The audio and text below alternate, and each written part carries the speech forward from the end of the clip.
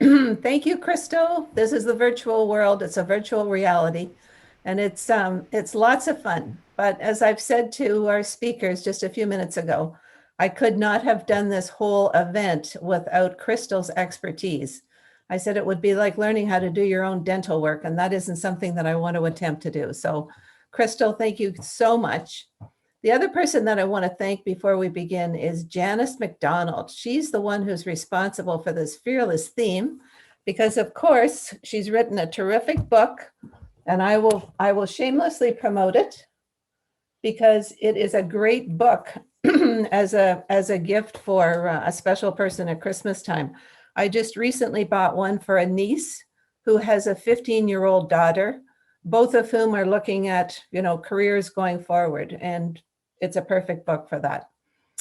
Women Worth and Wellness is a program that I started in 1994 when I was a wealth advisor. What I very quickly realized as a wealth advisor is that more often than not, everything pertaining to your wealth pertains to your health for you and your family. And so very quickly, I established this program that they work in tandem. You have to be healthy in order to live your life well, fearlessly. And of course, that's when we talk about the wealth plan. Once you have those two in tandem, you then are enhancing your net worth, but also your self-worth. If you're giving back, it really enhances who you are. 1994 is also the year that I established a relationship with Women's College. And I'm proud to say with my little cube that they gave to me that I'm a member of their Spirit of Life Society, which means that I have a legacy plan pertaining to Women's College. If I win the lottery, I will certainly enhance it. And if my husband predeceases me, I will enhance it.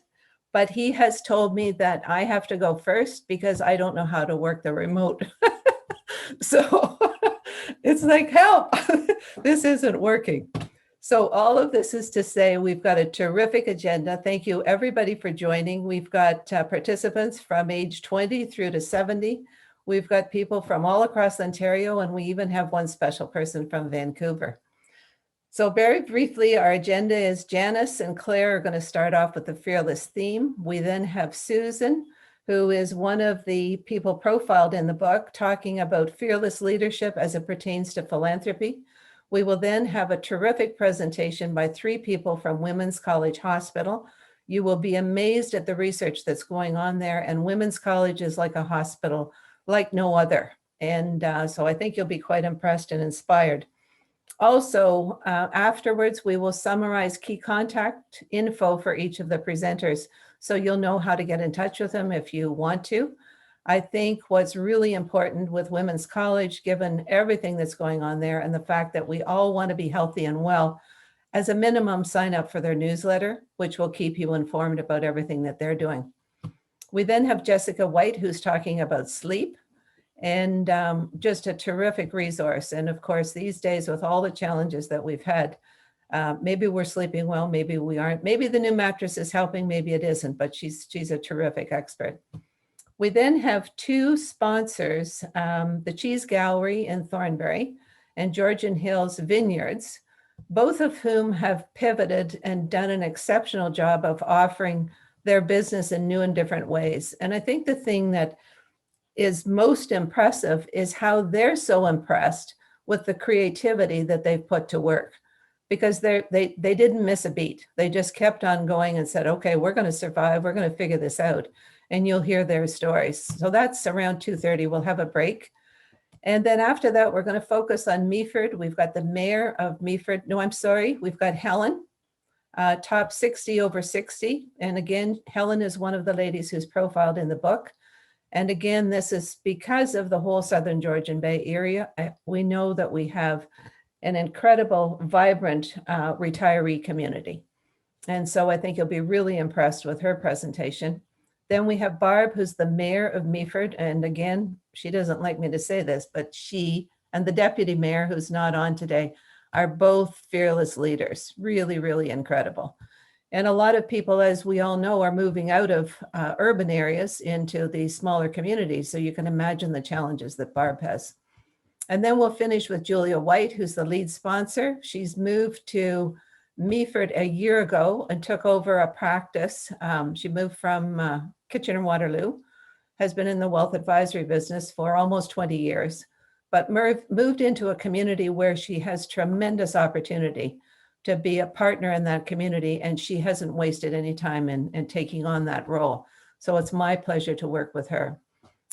Crystal will do the introductions before people speak. So with that, I will turn it over to Crystal and let her lead off the sessions. Fantastic. Ooh, we got an amazing lineup, Nancy. I'm super excited. So this is exciting that there is such a huge generation of ages present here today from 20 to 70. So that's millennials right up to boomers. So that's exciting to see that everybody um, is showing an interest in their health, in their wealth, and not only for myself, like I said to Nancy, I'm a Generation Z, but this matters not only just for me, but for my mom and for my grandma and for my children. So it's an important topic to, for me, how to lead fearlessly. Without further ado, let's get started. I am really excited to bring on the first two speakers.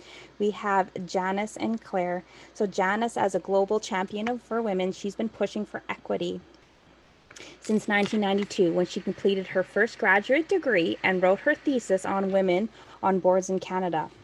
She's an award-winning entrepreneur, a four-time WXN Top 100 winner, and in 2016, WXN induced her into the Top 100 Hall of Fame.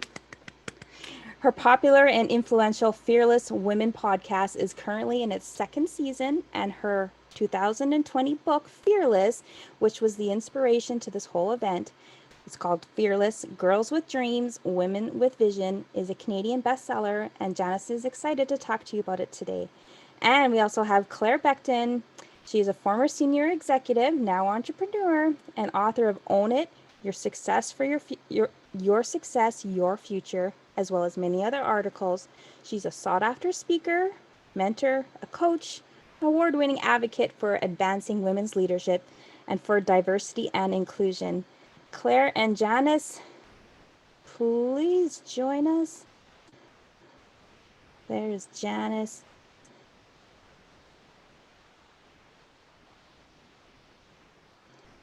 Hi. Hi. I'm trying to. Did we lose Claire? I think we lost. Yeah, I'm on. Oh, there we go. There we go. Perfect. Hello, beautiful ladies. Please, the floor is yours.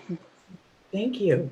Thank you so much. It's such a delight to be here with everybody this afternoon and to kick off our fearless afternoon that we're going to share together. And I'm always delighted to see friendly faces and featured people from my Fearless book, as mentioned, including Claire. You can find her in here, Susan Saint-Amand in here, and Helen Hirsch-Spence. So these are really powerful stories. I'll tell you a little bit about it, how it came to be. So this idea of the importance of sharing our stories, so vitally important, and sharing the twists and turns, the ideas of never giving up, never stopping. It's actually so beautiful as well. Of course, I'm bragging because it was a lot of work and I'm really proud of it, but it's resonating really powerfully.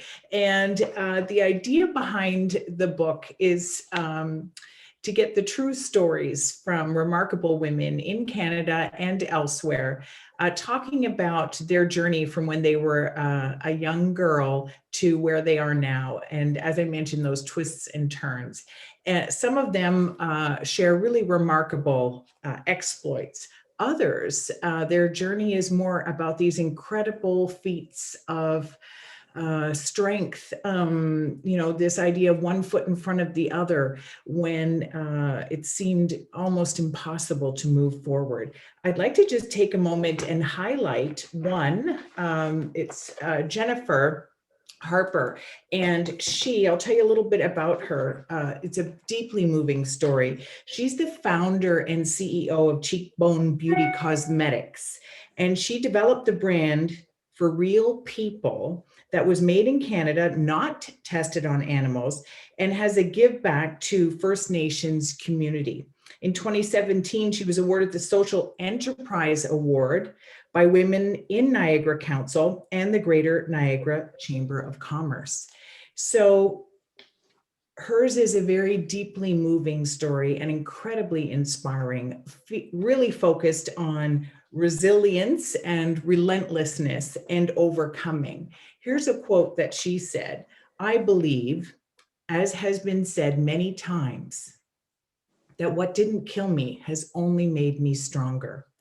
And just to give you a little hint of her story, here's a few lines from her own, in her own words. And she wrote it as if she was talking about somebody else. "When she was in her teens, living without any professional or spiritual help, her pain and lack of self-identity was too much. She too turned to alcohol. It suppressed her feelings of worthlessness, of being abandoned by her father. It helped her deal with her loneliness. But to leave things on a positive note, I'm happy to say I've been sober since November 26, 2014, she writes. And yes, I've been speaking about me in this story. As I've said, and I repeat the quote again because it's how she ends her powerful story, that what didn't kill me has only made me stronger. This is just one example of the incredible stories that you will hear. And I wanted to take a moment to highlight it because she's having tremendous success with her company now. And it's incredibly inspiring. So as I said, it's stories from Canada and beyond. And you can find this everywhere. And as Nancy said, it's so relevant and it's more timely than ever because it's such a challenging time that we're going through. And I will also make a plug for my Fearless Women podcast. And that has many of the books feature, many of the women in the book are also have been guests. There's a new episode every single Friday. Recent ones, for example, include Michelle Romano, Helen and Claire have been on, and Susan as well, as I highlighted. So again, and you can find that anywhere that you find podcasts. And so when you're in need of that feeling beyond this beautiful afternoon of community, it's a beautiful place to turn. And so I invite you to come and join the Fearless community beyond this beautiful community that we have. So now I'll pass it to my delightful colleague and co-author and pal on many interesting things, Claire Beckton, over to you. Thank you. I just had to move because wouldn't you know it, a leaf blower just started in my yard just as we got going here. So I'm sitting on my bed with this on my knee in order to speak to you. But thank you, Janice. It's amazing being part of your Fearless group and being part of a group of women that are fearless. What I wanted to talk about, what Nancy asked me to talk about today, was our program on advancing women in leadership. And this program started back in 2014, but it was inspired by a study that we did at the center that I had created at Carleton, which looked at where women were. Like, it was a benchmark study of where women were in Canada in the leadership positions. And it was apparent that women were not where we needed to be. We were only less than 25, 26%, except in the federal government, for example, which was higher. So in 2014, with very much a grant from Goldcorp, which saw the vision for the program at Carleton University, we started the program, developed the program with the idea that women, based on our research, needed to have leadership development that was focused around women only, giving them the opportunity to be honest about what they were hearing. And this program has turned out to be a great success. And I was so delighted in 2019 when Janice joined us, and her and I now, along with Carleton, put this program together. But what does it do? It's a 5-day program. It focuses on women and their leadership. We're trying to help women become that fearless woman that Janice is talking about and what is in her book. And so the first part is around the inner leader. Who are you as a leader? Because we want women to have confidence. We want them to feel that they have the skills in being able to navigate in what has, in many situations, as we know, been traditionally male-dominated organizations and situations. And even when they're not male-dominated, there's still cultural things that have been embedded, which we may not even be aware of. So we work with the women to really understand their leadership, the impact of their leadership on others, and how to move forward. And I have to say, we've now probably trained with the in-house ones, 700 women. And it has been amazing to see what has happened to these women. Many of them have been promoted. Many of them have become much more confident. They've stepped out of their comfort zone and become the fearless women that Janice is talking about. And actually, Jen was one of our participants, and we were so delighted to have her because Janice and I had interviewed her as well as part of our entrepreneur studies. We've had women from Mexico because Goldcorp sent a number of women who came from Mexico, didn't speak a lot of English, but we managed to work with it. We've had a diversity of women, and that has been a great joy. And also Goldcorp, through their generosity, provided a scholarship for Indigenous women to come to this program. And that has made a difference because having that cultural interaction among the women has been amazing as well and moved us towards diverse leadership, which is what we're talking about. So I'm really delighted to be part of this today and be able to talk about our amazing program, which we hold 2 or 3 times a year, depending on the demand, and which we also can offer in-house. And we have done in-house ones where an organization prefers that we do it with their women, or a group of organizations would like us to do it. So thank you, Janice, and thank you, Nancy, for inviting me to talk about our program today. I don't know if you had anything you wanted to add about the program, Janice? Just that if you are interested, you can find it at Claire's website, which she'll give, or thebeaconagency.ca. All the details are available there as well. Yes, and mine is www.ownyourownsuccess.com. It's also, I believe, on Carleton's website with the Center for Research and Inclusion at Work. I have a hard time with that because he changed the name. Well, they keep changing the name of the center. So, anyways, thank you so much for the opportunity, Nancy and Crystal and everyone. yes, indeed. Fantastic. If you could also just type that information into the chat, that would be great. Nancy, anything you have to say? Just that these ladies are rock stars, and I've met both of them through the International Women's Forum, and it's just such a delight to, as we get to know one another better and we get to know what individuals' fearless offering is, that we come together in a cohesive group and we share it. We share it so we can inspire others to do the same. So thank you both. That was terrific. And I think Susan is going to talk about fearless philanthropy, which is my #1 favorite passion. Anyway, Susan, Crystal, I'll let you introduce Susan. Perfect. All right. Susan is an entrepreneur, a seasoned board member, and a mother of 2 young adult daughters. Currently chair of the Ottawa Community Foundation, Susan has been on close to 30 boards and advises family enterprises on continually planning on intergenerational transitions. Love for you to tell us more about that, Susan. Are you with us here on camera? Thank you, Crystal. Yes, I am. Thank you, Janice and Claire and Nancy. And Janice's book is awesome. And I have a copy for myself and for each of my daughters, because I hope that it inspires them as much as Janice and Claire inspire most of us that know them. So I'm going to talk a little bit about being a leader in philanthropy. Women now control more resources than they have ever controlled before when we talk about financial resources. Historically, philanthropy was largely funded by decisions made by men and men who had control over most of the financial assets, which meant where the money went in philanthropy was often directed based on what their touch and feel was. Women's philanthropy was measured in time, men's in dollars. But just as the old boys network favored back scratching for business, the same can be said for philanthropy. You give to my campaign and help it be a success, and I will give to your campaign and we'll both look really good. And there's nothing wrong with that. That's actually a very good way of encouraging others to give more.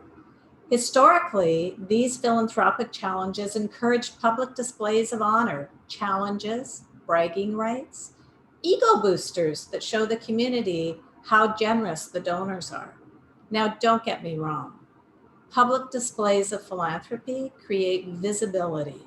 They increase the demand. They bring people to the table. Being public is not bad. It's really a good thing to be public when you're talking about philanthropy. But times are changing, demographics are changing. Women are earning more, they have more access to capital.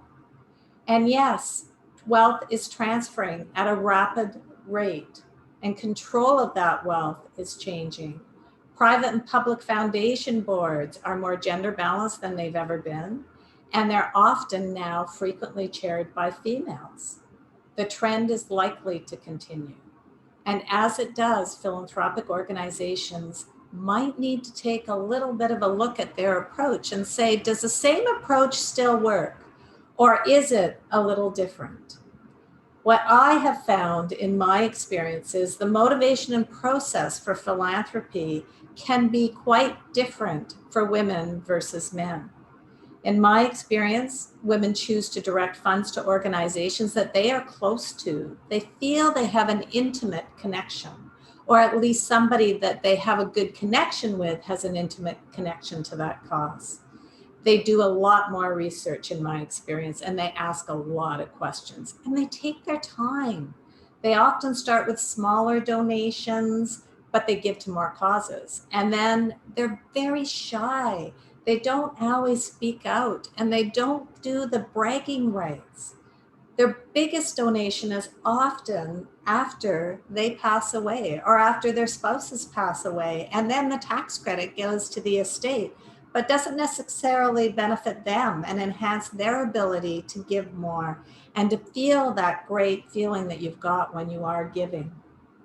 More women are now taking on the role. They are taking on the charge and they're leading.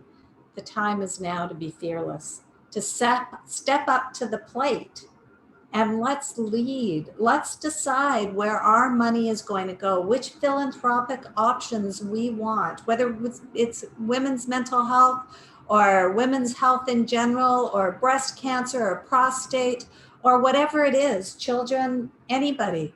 But the thing is that we need to step up to the plate. It's our turn, and we need to be visible and we need to be vocal. So being fearless in philanthropy is a great thing. And I like to challenge people to continue with their philanthropic roles and reach for the sky, because we are going to make a huge difference at a time when it matters significantly. Thank you.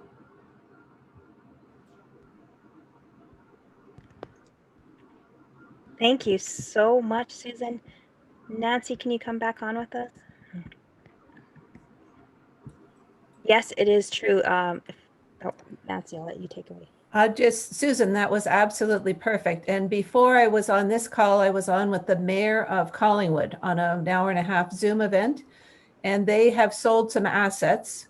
And one of the questions is, Collingwood is one of the very few communities in Canada that does not have a community foundation. So at some point, I will definitely enjoy connecting you with him, because I agree 100%. We have so many women who are going to be stewarding such incredible wealth through inheritance, through their own earnings, and through their spouse possibly passing on before they do. So thank you so much. That was absolutely perfect.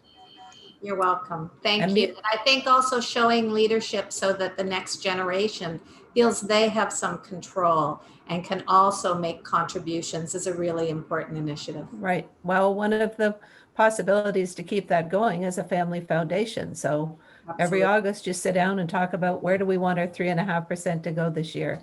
Yes. It's music to the Women's College Hospital. Crystal, over to you for the intro. Thank you. Fantastic. Thanks, Susan. All right, I am very pleased to welcome two special guests next from Women's College Hospital. Jennifer Bernard, President and CEO of the Women's College Hospital Foundation, and Laura Puss, Administrative Director of Women's Virtual at the Women's College Hospital. Now, let me tell you a little bit more about Women's College Hospital. For over 135 years, Women's College Hospital has been Canada's leader in advancing healthcare for women and a global leader in conducting groundbreaking women's health research. As the only fully ambulatory academic healthcare institution in Canada, this is a hospital designed to keep people out of hospital.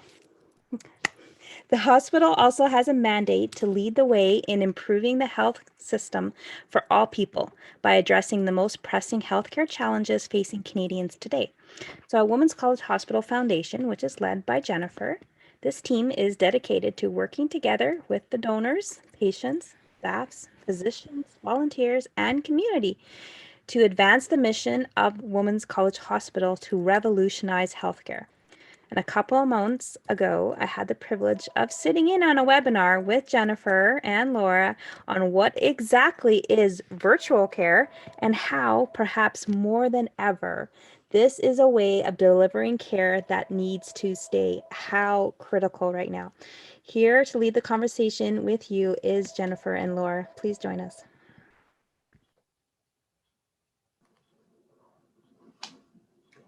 Good afternoon, everyone. It's our pleasure to be here, myself and Laura. What a wonderful introduction, Crystal. Thank you so much. And Nancy, a longtime supporter, a Spirit of Life member, thank you as well. We know that you've been with us for decades now and really appreciate the opportunity to talk a little bit about Women's College Hospital and what we're doing in virtual care. And more importantly, why it's so important, what Susan said, that we all work together to accelerate some of the changes we need in healthcare. Because I think the demographics that you talked about at the beginning of this conversation really bring into stark light how important healthcare is, no matter what generation you are in, and what a critical role women can play in healthcare. So a couple months ago, we hosted a webinar about Women's College Hospital's sort of really revolutionary push into virtual. But before I go there, I want to tell you a little bit about the hospital. Crystal gave you a bit of background. Many people are familiar with Women's College Hospital because we are 135 years old. And we were for many years known as a place where people had babies. And I think 1 in 4 people in Toronto can trace themselves back to our hospital. But about 15 years ago, we made a really big departure from being a traditional hospital. And ambulatory simply means we have no inpatient beds. No one stays here for more than 18 hours. And we have a focus on women. 70% of our patients are women, but we actually take care of everyone. And in taking care of everyone, what we wanted to do was make sure that the people who were left out of healthcare found a way to be taken care of, because we have universal healthcare, but we know that it isn't equitable and not everybody benefits in the same way. And in many instances, it may just be that you don't live in the downtown core, so you don't have access to specialized care. And so we made a very conscious decision just a short time ago to really push the limits of what a hospital could offer beyond bricks and mortar. And that's because we all know there's a crisis in healthcare. We've all heard about hallway medicine. We all know what's happening in emergency departments. We also know what the pandemic has done to healthcare. We know the backlog of people waiting for care. And we know that at Women's College Hospital, we boldly say we do have solutions that can help relieve those things. So I'm going to speak to one of the architects of Women's Virtual, our lead administrative person, Laura Puss, and we're going to just go through a few questions that we hope will help you understand why this new way of approaching healthcare is not only going to help people that come to Women's College Hospital, but people everywhere, no matter where you live in Ontario and Canada. So I'm going to go through a series of questions. Laura, you ready? I'm ready. Okay, so let's start with the obvious one. People have probably heard about virtual care, particularly because of the pandemic. Every hospital sort of went virtual. we were virtual long before the pandemic, but let's demystify that term. What does it mean to be a virtual hospital? What is virtual care and how does it differ from other things? Okay, so virtual care is defined as care when the patient and provider aren't in the same location. So you can think of, really simple technologies like your phone. That technically is virtual care, and it can be, very complex, like an app, for example, that might walk you through your pre-surgical appointments and send you questionnaires, and then you consent digitally online and you watch educational videos. So it can be something as simple as a conversation with your healthcare provider, or very complex, using different apps and different technology-based tools to enhance your care experience. And Women's College Hospital has actually been a leader in virtual care for a long time. So, going back about 7 or 8 years ago, we launched the Women's College Hospital Institute for Health Systems Solutions and Virtual Care, which is a big mouthful, but we call it WEAVE at the hospital. And WEAVE is actually, a really it's very well known across Ontario and Canada as a leader in the evaluation of virtual and digital technologies. So they do a lot of work around, policy and trying to shift the policy conversation to adopt more virtual methods of care, and actually publishing a lot of the leading research in virtual care. And then, about 2 years ago, the hospital released a bold new strategic plan, and a core area of focus in the strategic plan was the shift of our core hospital operations from in-person care to include more and more virtual technologies. So we do recognize that not necessarily every single patient is appropriate or eligible for virtual care or able to access it even. But it was something that we knew was going to really start to push the envelope of how care is delivered. And so the hospital slowly began incorporating virtual care into the core operations of the hospital. And so that means that every clinic across the hospital was starting to implement virtual care.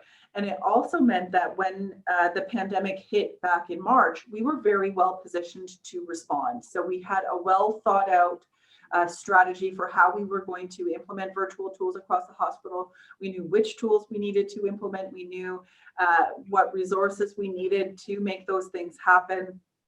And we had this, roadmap over the next for the next 3 years that was supposed to take us from 2020 to 2023, and the pandemic hit, and now we've accelerated the majority of the items that were on that roadmap, and with a particular focus on the ones that will enable traditional face-to-face type of care. And so we're actually, over halfway through our implementation in just kind of the first 6 months, and that's really been enabled by the pandemic. The use of, we had a lot of staff that were redeployed to our department, and then, our focus, in addition to these kind of like patient-facing traditional care tools like video visits, we also had a particular focus at the beginning of the pandemic on reaching vulnerable populations. So we have a long-term care plus program that supports long-term care homes. And as we know, in wave one of the pandemic, over 80% of the deaths related to COVID were in long-term care. And then we also have our COVID care at home program, which was helping patients in marginalized communities cope with this very scary infectious disease that was prevalent in the province. And all of this was aligned with our hospital's commitment to equity, which has been longstanding, and our longstanding commitment to virtual care.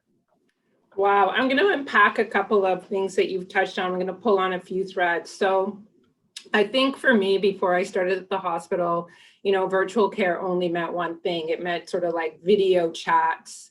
And that's the only thing I thought about. I also thought virtual care was a way of keeping people truly out of the hospital. And although it is, what I've learned in the last 2 years is, our hospital system right now is overwhelmed. And it's overwhelmed in part because all roads lead to the hospital. Once your doctor's office closes, there's really nowhere else to go. I just called my eye doctor the other day and they said, if you're having an ocular emergency, go to the emergency department.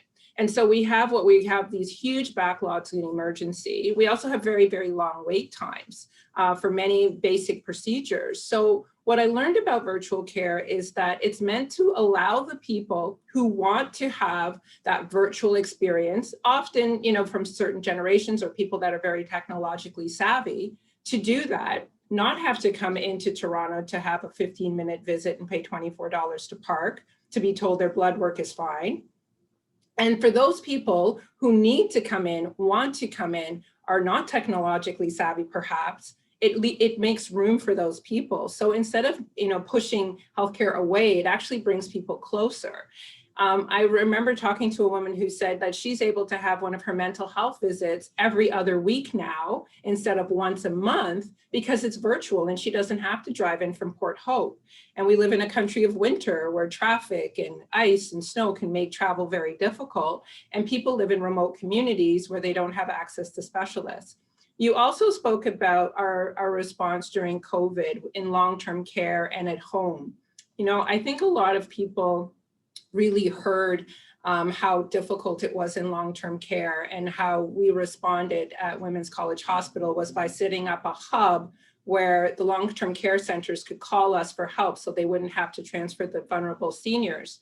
But it's so important that we get virtual care going because only 2% of people live in long-term care that are seniors. The vast majority of seniors live in their own homes. So that's another reason making sure people can have access is so important. And I think the final thing you talked about was being a source of evaluation. We know that during COVID, before COVID, not everybody has equal access to digital tools.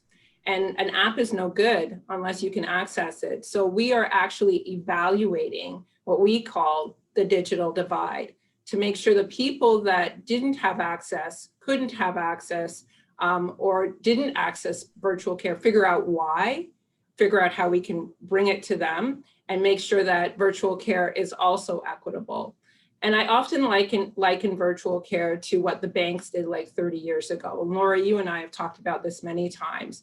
We cannot imagine now not being able to access our funds, our accounts on a weekend or after work, and the bank only being open 10 to 4. But that was a reality not too long ago.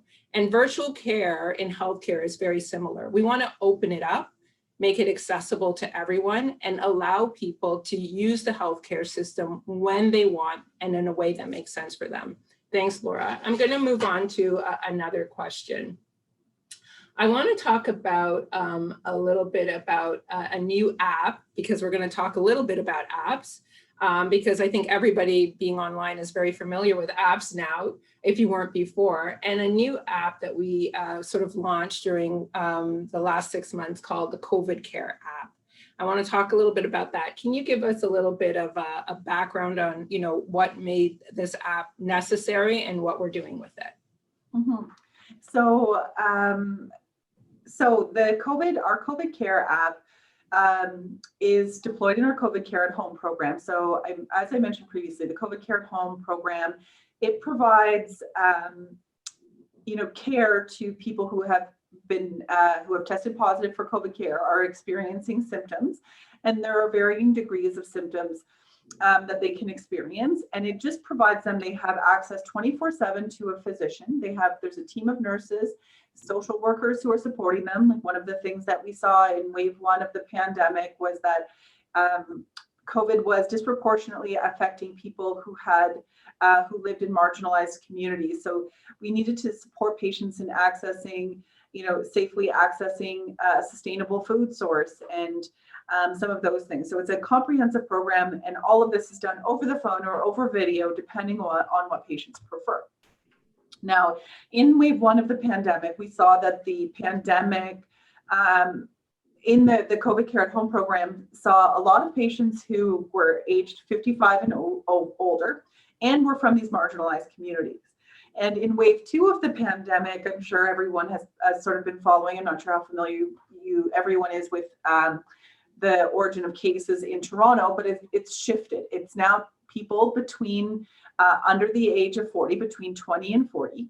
And in Toronto, it's actually centered around the lakeshore. So it's a lot of young, otherwise healthy 20-year-olds, 20 to 30-year-olds who are contracting the virus. And so our approach for these different types of patients needs to be different. And so we were able to develop and deploy an app, and are deploying this app specifically for this patient population. So it means that these patients who can easily use the technology are able to fill out daily symptom questionnaires. And if their symptoms remain fairly mild, they will continue on and not receive any contact from our clinic until it's time for discharge. If they are experiencing symptoms, a nurse or a physician will call them back within 2 hours. So they know that they fill out these questionnaires, and they can fill it out. So we are deploying this in a young, healthy population to start.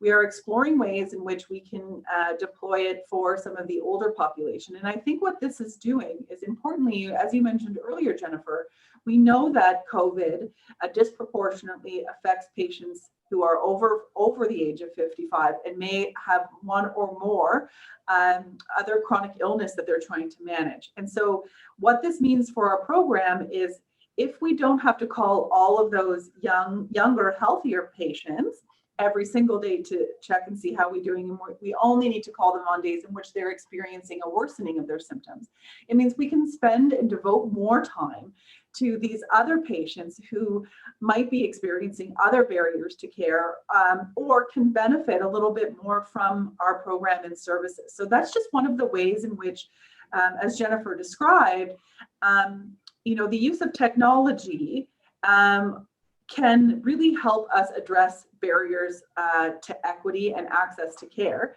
and potentially decrease this digital divide. Wonderful. All right, we're going to talk a little bit about saving money, because I think that a lot of people realize that healthcare is one of the things that we all pay into. We're very proud as Canadians to have universal healthcare. It's one of our values, I believe, as a country. And what we want to do is make sure that our healthcare system is sustainable. And, the pandemic has put enormous pressure on our healthcare system. We have a backlog of people who didn't get surgeries during the first wave. We now know the second wave is happening.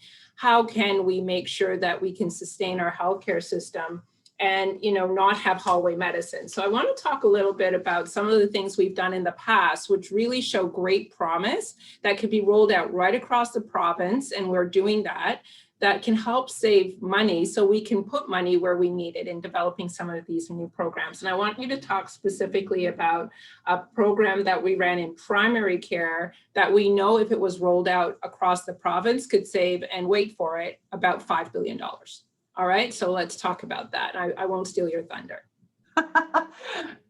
That's okay. As Jennifer mentioned, so there's a primary care evaluation project that was run by by Weave, that evaluation center that I mentioned at the beginning of our talk.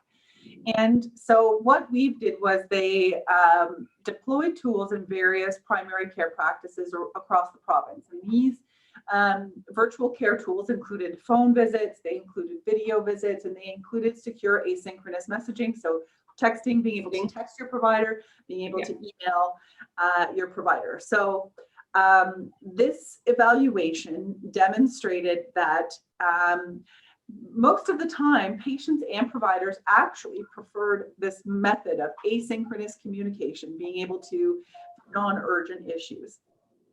And the majority of the time saved a bunch of in-person visits, which in turn, if scaled, could save up to $5 billion. But this would represent a pretty substantial shift in the way that care is provided, because traditionally it's all face-to-face synchronous care. Right. So this is, sorry, go ahead. Sorry, go ahead. No, you finish. I just want to give people a real-time example. This is so, like, I think it's such common sense, but until you sort of walk it through. So you know how you go to your family doctor because of whatever. And what we proved was that in 80 to 90% of cases, family doctor never actually touches you during your visit. So they don't actually need to physically examine you. It's a conversation. So the way they explained it to me is you go to your family doctor, you explain the problem, family doctor refers you to a specialist.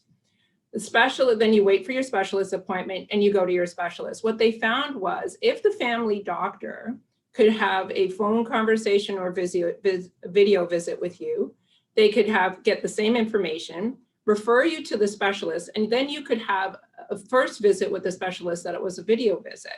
And that would save literally hundreds and hundreds of hours of people waiting for these specialist appointments because they would get referred more directly. And so your family doctor, knows you best. And I've learned that, and not everybody has a family doctor, but for those who do, and getting access to specialists is one of the things that has really gummed up the system and the long wait times. And what I heard was a lot of times the family doctors, not a lot of times, but often had referred you to the wrong specialist. So you've waited months and months for that specialist appointment, and it's not quite right. Then you go back to the family doctor, you wait weeks to go back, and that cycle continues over and over until you see the right person. So asynchronous messaging, which is texting. I also heard that the government was very afraid that people would constantly be texting their family doctors and their providers. That was not borne out at all by the research. It was 2 or 3 texts. Again, they were for non-urgent items. So people just wanted to get an answer. They wanted to get a referral and be moved on. So all of these things are the things that not only save the healthcare system money, but they save everybody the most valuable thing, which is time. So I think we're going to move on to a little bit about long-term care plus and COVID, long-term care plus. I just want to talk a little bit about that and what we did in long-term care, because we are in the midst of wave 2. And what happened in long-term care, we definitely don't want to have repeated, but we had some incredible success being a hub for long-term care centers across Toronto. I think 89 long-term care centers were using us as a hub. Talk to people a little bit about what we did there, because it's relevant to everybody in the province. We would love to see this roll out right across the province. Mm-hmm. So Women's Virtual has established one of our core strategic priorities as being able to support aging in place. And so we want to help seniors age at home longer. And so we launched this, we had started kind of planning for this initiative. And when COVID came, we knew that we needed to quickly put something together that might support long-term care. So we created the program called Long-Term Care Plus. It was a partnership between several hospitals downtown, or in Toronto. So we have Women's College Hospital that acted as a central coordinating site.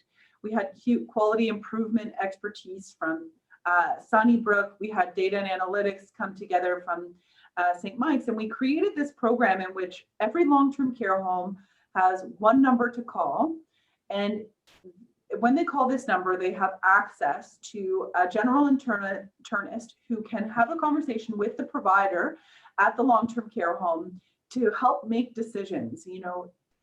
Does this patient need to go to emerge? What can we do in the home? And then importantly, we also partnered with some other partners like lab providers, so that long-term care homes were able to provide stat labs in the long-term care homes. Medical imaging, so if a patient fell, they could get an x-ray in their home instead of needing to come to emerge.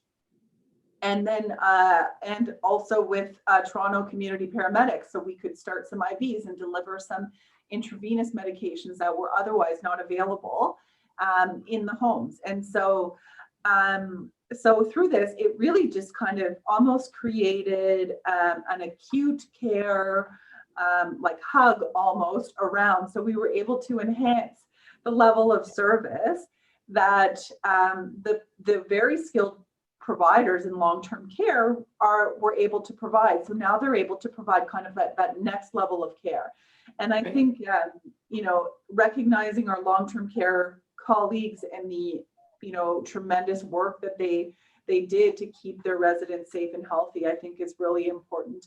And one of the most powerful things that I think came from this was that they, our long-term care colleagues said to us, said to the hospitals, they came to help us and they stayed. And so I think that's really important because, we know that even after COVID, this kind of like hug of services is important to keep those residents safe and healthy and prevent them from coming to the hospital. It's not a great experience for somebody who's living in long-term care to have to go to emerge at any time. And so the better we can prevent that, or the more we can prevent that, the better. Yeah, wonderful. I think one of the things I'm most proud of is what we've done in long-term care. And as I said off the top, we are a hospital where bricks and mortar really don't make a difference to us. We are really a hospital that is here to heal the healthcare system, teach other hospitals how to do what we do, and be able to scale what we do so everyone everywhere can benefit from some of the things that we're doing here. And that's really our mission and our vision. So I'm going to end with a little bit about philanthropy and what's next for Women's Virtual. Obviously, I'm the CEO of the foundation, and that's why the comments that Susan made were music to my ears. Women's philanthropy is incredibly powerful. Women founded this hospital, 300 in fact, who gave up their milk money to help found Women's College Hospital over 135 years ago. And women have been at the center of many of the things that we do in terms of our leadership in not just women's health, but in equity. And so what is the dream for Women's Virtual as we look to the future and really revolutionizing the healthcare system and holding on to some of these amazing gains that we've made during the pandemic, where now I don't have to tell people why we need virtual care. They totally understand it's not just nice to have, it's necessary. But we are trying to raise $10 million for Women's Virtual to make sure it is available to everyone, everywhere. And tell us why that's so important, and perhaps why the government isn't just doing it. That's a really great question. So I would say that most of our efforts to date around virtual care have been, as I mentioned, about enabling that care so that you don't have to come into the hospital, enabling video visits, work from home protocols. Let's keep people safe. And now we're really in a phase where we're looking a little bit more closely at equity. What is the impact that this has had on the digital divide, on some of our underserved populations? How can we continue to offer the next level care to all of these patient populations? We're also looking, I think the next step for us is some of these like face-to-face, they were interactions that we've replaced with virtual, are some of the easier problems to solve in the system. And now we have larger problems around system navigation. How do we have, a patient in long-term care? How do we have their medical record seamlessly integrated within ours? How do we get everyone operating off of the same care plan for the same patient for those very complex, vulnerable patients? And those are very big, very difficult problems to solve in the system and require a significant investment into realizing how we're going to get this done. And so, and I think the importance the role that women's plays in this area is we were leaders, like we were very quick to implement and get all of our virtual care models to stand them all up and make them function for all of our patients. And so we want to continue to be leaders in this next frontier of care. And I think that philanthropy in particular is really important here because the government and ministry does not fund untested programs and systems. The healthcare system is based on science and evidence, as it should be, but we need philanthropy to help us fund this next frontier. And we've learned so much from the first phases of the pandemic. We have the researchers who have given us this base of learnings and foundation that we're ready to kind of springboard off of, but we need that extra boost from philanthropy to take us all the way across the finish line. Thank you so much. Like Sasha Bhatia and Dr. Danielle Martin, Dr. Sasha Bhatia and Dr. Danielle Martin, who are the sort of, they co-parented, co-founded Women's Virtual, are leaders in Canada in healthcare and are looked upon as in really paving the future of not just Women's Virtual, but healthcare. And we're so proud to have them both here. I'm going to end with a thank you. Thank you to Laura, who I said when we were just getting ready to come on, has worked tirelessly to implement what we would have done in 2 or 3 years in 6 weeks at the beginning of the pandemic, and honestly has directly saved lives in doing that. Been part of a huge team, our frontline staff, who just would not give up on the community when many hospitals closed. We refused to close. We found a way to make sure the community was served. And as I said off the top, our goal is not to keep that here at Women's, but to spread that to Meaford and Collingwood and every community that needs expertise. And you shouldn't have to build another hospital to do it because the expertise is already here. So I'm going to wrap up there. I'm going to thank again, Nancy, for inviting us. And if you want more information on Women's Virtual or anything at Women's College Hospital, there'll be a way of getting in touch with us. And please sign up for our newsletter. We keep you up to date that way as well. So thank you so much. Wow, wonderful. Thank you very much, Jennifer and Laura. I have a couple questions here for you on the chat, if you don't mind. Okay, no problem. One from Pamela: senior dementia care brain exercise programs have stopped, but could be good service online. Is this available, and how does one access this and or qualify? I'm not privy to the programmatic side as much. I will say that I know that we continue to try to bring everything we can online. And Laura, you correct me if I veer too far into programmatic areas. You know, I see it at the senior leadership table. We were about 90% virtual at one point. I think we're down to about 75%.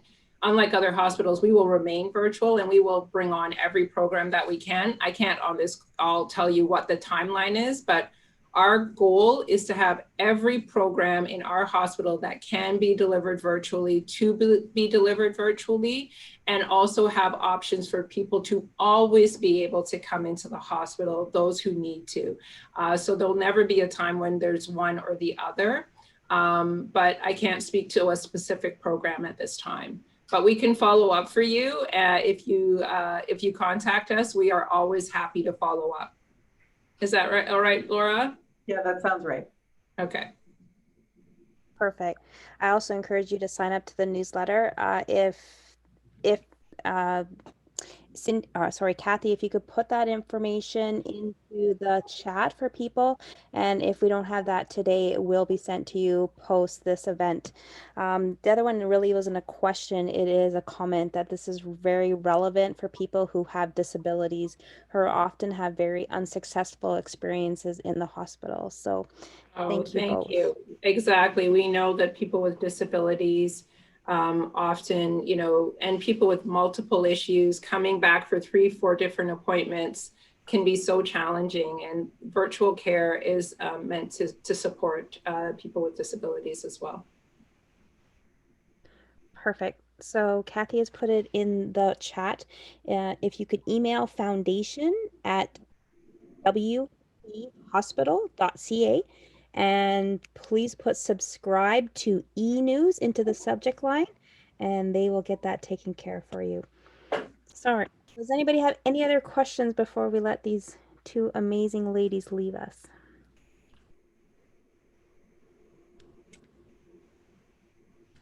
No, just everyone's just saying wonderful presentation, great info. Thank you both. Very interesting presentation. So well done. I'm really excited to see the new opportunities. I believe that people who are pivoting right now will be prospering. Yes. Kathy also says anyone can also access by going to the website. So WCHFA, so Women's College Hospital Foundation. What would the A stand for? Yeah. He It's correct. CH.ca. Thank you. WCHF.ca. Perfect. Congratulations on being a leader in the virtual area. It is. Thank you. Thank you. Thank you. All right. Next, we have. Okay, next we have Dara. She is currently a policy research coordinator at the Women's College Hospital. So another amazing speaker from the Women's College Hospital. She is the policy research coordinator for the Health System Solutions and Virtual Care, where she is acting as the operational lead for the Health System and Policy Innovation Workstream. Dara has her master's in public health from Carleton University and is currently a PhD candidate at the U of T. All right, let's bring in Dara.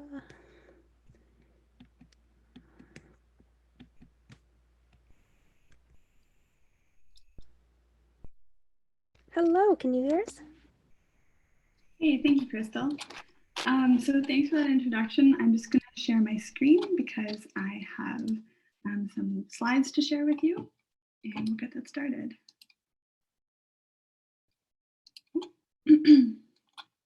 Okay, so thank you so much, Crystal. As Crystal said, I'm a part-time policy research coordinator at Weave, and I also just started the first year of my PhD at the University of Toronto in health services research, which essentially means that I'm studying the healthcare system, but I'm also studying how to do research on and think about the healthcare system itself. Before I begin, I should also say that I have a cat. Her name is Rory. She may make an appearance, but she also might be asleep right now, so we might be okay. And before I went back to school full time, I was a research coordinator, as Crystal said, for 3 years, and I was actually the team lead for the health systems and policy portfolio of work at Weave. Based on all these experiences, I thought I'd pull out a few interesting and timely pieces of work that I've been doing with my team over the last couple of years, as well as the work that I'm undertaking in my PhD currently.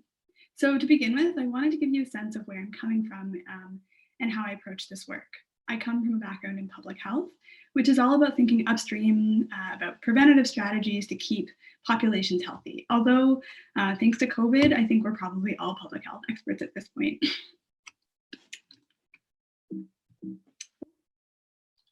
Sorry, there we go.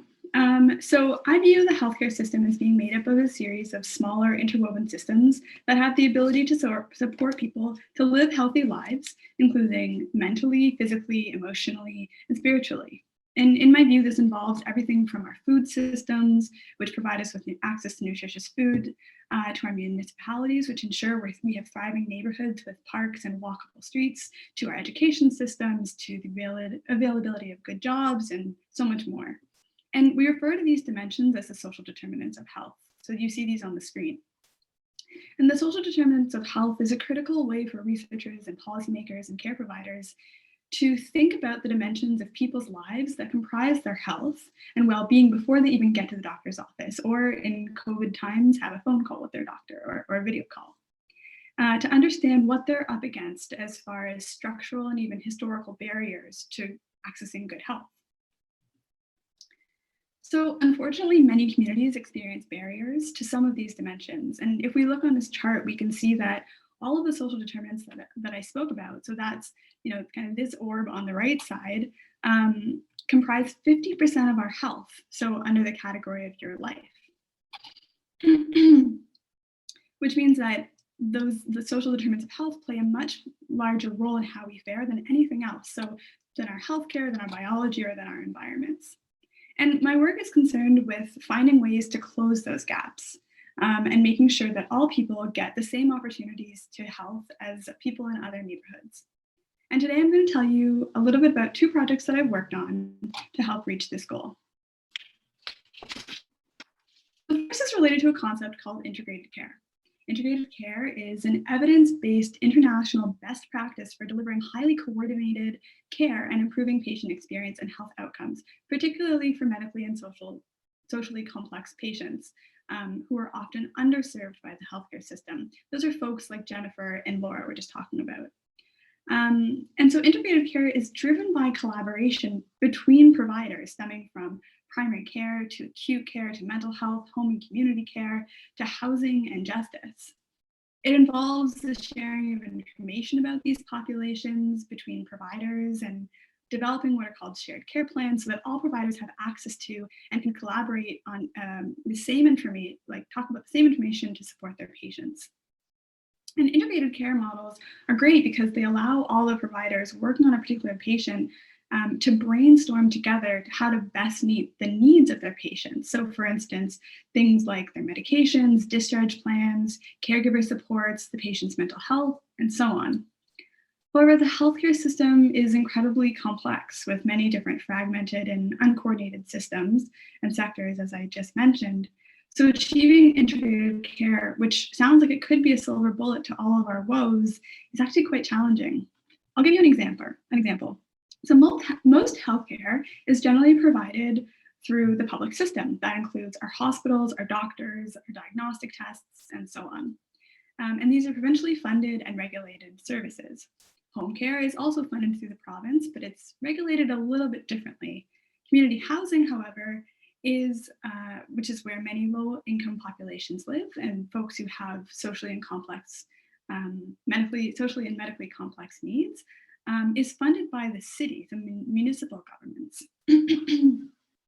And many of those populations who live in community housing receive services like healthcare, home and community care services, wound care, Meals on Wheels, mental health supports, and so on. So at any given time, many of these populations can have a number of different providers who are working with them, including a caseworker, a personal support worker, a social worker, a primary care doctor, or even like an endocrinologist, so specialist care as well. And the way that our healthcare system, again, a labyrinth of systems, is currently organized has meant that it's extremely challenging for all of these providers to talk to each other and to communicate about that one patient. Never mind, sharing information about a patient to deal with, potentially preventive things that would prevent things from happening down the road. But these providers are constantly just working on dealing with acute issues and putting out fires as they come up. So it's not exactly a good way to deliver care. So in 2018, the Toronto Central LHINs are regional bodies in our province that organize the delivery of healthcare in partnership with the Toronto Community Housing, developed a local level integrated care model called neighborhood care teams. And neighborhood care teams were 10 hyper-local integrated care teams across 10 neighborhoods in Toronto. So if those of you who are from Toronto, is in the downtown GTA. Which organized a range of local home and community care organizations and primary care partners. And my team was set to do an evaluation of this program involving qualitative interviews with patients and providers, patient surveys and provider surveys, and we were going to do an analysis of outcome measures.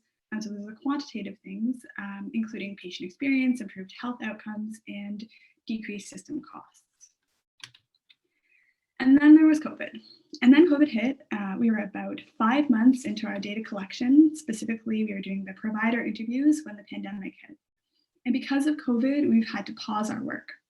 Not just because we can't meet with these people and these participants in person anymore, but because these organizations have had to actually drastically pivot how they deliver care to continue delivering these essential services to these populations.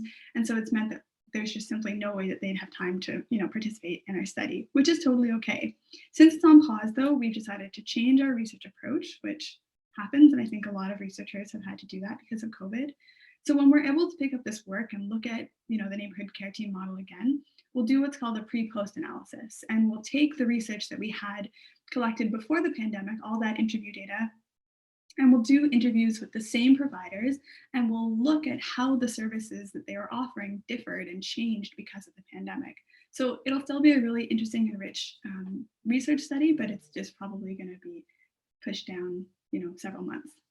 But that's okay because I'm now in my PhD program, and my research is going to build on that, hopefully, and focusing on integrated care teams. It'll actually look at the policy barriers that are inadvertently sometimes prevent those providers from collaborating together. So I just started, so that research is kind of unfolding as I go, but that's kind of a bit of a teaser into what I'm going to be looking at. So that was one really big piece of research that we were doing before the pandemic. And shortly after that project was paused, another team that I work with, which is Weave's Equity Committee, I'm one of the co-chairs. We are a group of staff seeking to advance health equity as a research and strategic priority across Weave. We were approached by Laura to do sort of an assessment or an evaluation of the Women's Virtual Video Visits program that Laura was just talking all about. So they were rolled out extremely rapidly, as Laura and Jennifer said, which meant that there was very little time to embed an equity analysis or an equity lens into who was getting access to these video visits and who wasn't. But in June, when things began to slow down, our committee was approached, and so we started this work. And as Jennifer mentioned, the digital divide is a documented reality that describes the disparities between different populations and communities related to their access to web-enabled technology, their digital health literacy, and their tech-related health outcomes. So there's a number of ways that populations can actually face disparities related to their use of digital care for their health. And unfortunately, evidence shows that even programs like ours that are designed with the best intentions, our video visits program, can still sometimes exacerbate these disparities. So we have to figure out how to close those gaps. So fortunately, many scholars have started to develop frameworks to think about how to deploy virtual care strategies from an equity lens. So we set to work on finding a way to assess whether we could do this within our own hospital. And our strategy took 5 steps. So first, we did a rapid literature review. Then, based on the literature search and review, we identified existing frameworks that were kind of in the literature that could help us think about equity and the deployment of virtual care. And we created a hybrid of some of these frameworks. So we took 2 and we kind of mashed them together to create our own. And that was kind of the fun part because it was very creative. At least academics think that's fun. And based on our newly created framework, we developed a list of guiding questions that could help us think about, that we could ask ourselves about how the program is running, to think about what the gaps were. And then last, we created a list of recommendations that we presented back to Laura and her team that they could embed to make sure that we are closing those gaps. Now, I should say that this was an extremely rapid process. Most research usually takes a lot longer, goes through a peer review process, especially when you're creating a new framework, it would need to get validated. And we would generally also consult with underserved populations to make sure that we are representing their experiences adequately. We still intend to do that work and we intend to peer review it, but for the sake of doing it quickly to meet the needs of the hospital, we just kind of did it rapidly over the summer. So the 2 papers that we looked at specifically, this is where we took our framework from, were papers by some authors named Martin Wer and Tiffany Veno. And in combining their frameworks, this is what we came up with. So we took the concepts of access, uptake, adherence, and effectiveness, which are in bold on the right side, from the Veno et al. Paper, and mapped them onto scope, impacts, mitigation, monitoring, and dissemination that were in the Wer et al. Paper on the left side. And then we came up with our guiding questions. So based on this new mashed up framework, we developed a set of questions for ourselves to answer, which we broke into 4 levels. So the patient, the provider, the organizational/policy level, and the technology itself. For instance, in relation to access, this is an example I've got up right now. At the patient level, we said, well, can patients and caregivers afford and actually have consistent access to the necessary technologies that they need? For example, a smartphone, a tablet, a desktop, or a laptop computer. And then we developed and asked ourselves questions for uptake, and we did the same thing: uptake, adherence, effectiveness, again, at the patient, provider, organizational, and policy, and then the technology levels. I haven't included all of them because we would be here all day, but I do have them in the appendices, so those are there. And then we got to the recommendations, and this is the exciting part because this is what's tangible, and this is what Laura and her team can take and they can operationalize and make this stuff happen. So I will say that the value in our recommendation, I think at least, is their specificity. They're small, kind of bite-sized tasks that can be done. Some of them are too detailed for the purpose of this presentation, but I've grouped several that kind of, you can get a general theme of what sense of what the themes were at the different levels. So for patient related, we said that Women's Virtual needed to enable patients to be able to select and change their own gender identity instead of having to ask and prompt somebody else to do it. They needed to be able to do it themselves. We said they needed to change the number of times that a patient can be locked out of the My Health Record account, that's the platform, because for a lot of older populations and folks with memory issues, that was a bit of a barrier. We wanted to make sure that patients don't need OHIP, so international people, refugees, people who are non-documented can use this platform, can come be tested for COVID. They don't have to have OHIP, that needs to be made clear. And to display the phone number and email address clearly on the website. So there's an IT phone line that you can call if you need help. And to provide multilingual, multimedia information and resources. So those are resources that have images. So perhaps if folks have literacy issues, they would still be able to kind of figure out our website.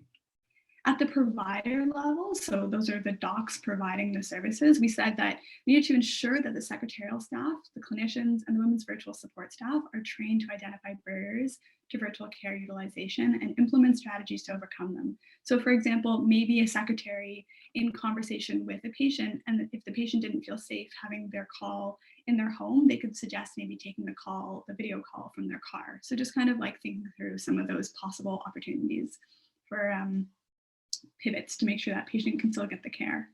Ensuring decisions regarding when to use video visits are based on patient choice and safety. So again, the safety feature is really important for a lot of folks, especially people in situations where there might be domestic violence. And patient choice is also super important because there will be some patients who virtual care just isn't appropriate for them, or that's not their first choice. So for them, we would need to think about other options that could better suit their needs. And then the last one we said, ensure secretarial staff, clinicians, women's virtual support staff, and so all those folks are trained on when and how to use the phone interpretation line. And this was incredibly important because for a lot of patients, English is not their first language. And all of the information on our website is in English. All the people they'd be communicating with, including their provider, a lot of them speak English. So we have an interpretation line that you can easily dial into, and there's live interpretation. So we need to make sure that everyone is trained to actually use that, and that makes it more valuable. And then at the technology level, we said that the actual website, so WCH chart, should be made available in 5 languages. So top 5 languages spoken by women's college patients at the very minimum, just so that they can kind of go to the top of their screen and toggle to a different language, and that makes it that much easier for those patients. And then we needed to include patients in the iterative design of technologies and virtual programming. This one is super important because, again, we don't know their lived experiences, and it's so crucial to ask people what they need and have the technology designed for them to meet their needs. And lastly, to ensure that health information is conveyed in My Health Records is easy to understand. And last but not least, we created a decision tree, and that decision tree was essentially just to help providers think about which patients would do best in a virtual care setting versus those who might need an in-person visit or another intervention. So that's what I was just mentioning. For some patients, virtual is great, they love it, it's perfect, it means not having to come to the hospital. But for other patients, sometimes there is another reason that an in-person visit is better. So I know this is a very busy slide and it looks complicated, but essentially what we've done is listed the key considerations for providers to think about when implementing video visits for patients. And the key issues are grouped under infrastructure, privacy, confidentiality, suitability, and cultural relevance. And the goal isn't that providers who are extremely busy need to look at this every single time they're going to have an appointment with a patient, but it's for them to take a look at and just kind of familiarize themselves with possible issues, before they meet with those patients, because a lot of providers have never considered these things before. So we wanted to acknowledge that and just kind of give them a prompt to start to think about some of these things. And as for the last 2 pieces of our framework to do with monitoring and dissemination, we're in the midst of creating those pieces with the Women's Virtual team, including Laura, to make sure that the recommendations that we have provided to Women's Virtual can be operationalized and they can be shared across our hospital. And as Jennifer said, they can be shared beyond into Ontario and wherever else. And that's it for me. That's all. So thank you very much. And yeah, thanks. I'll stop sharing my screen now. And okay.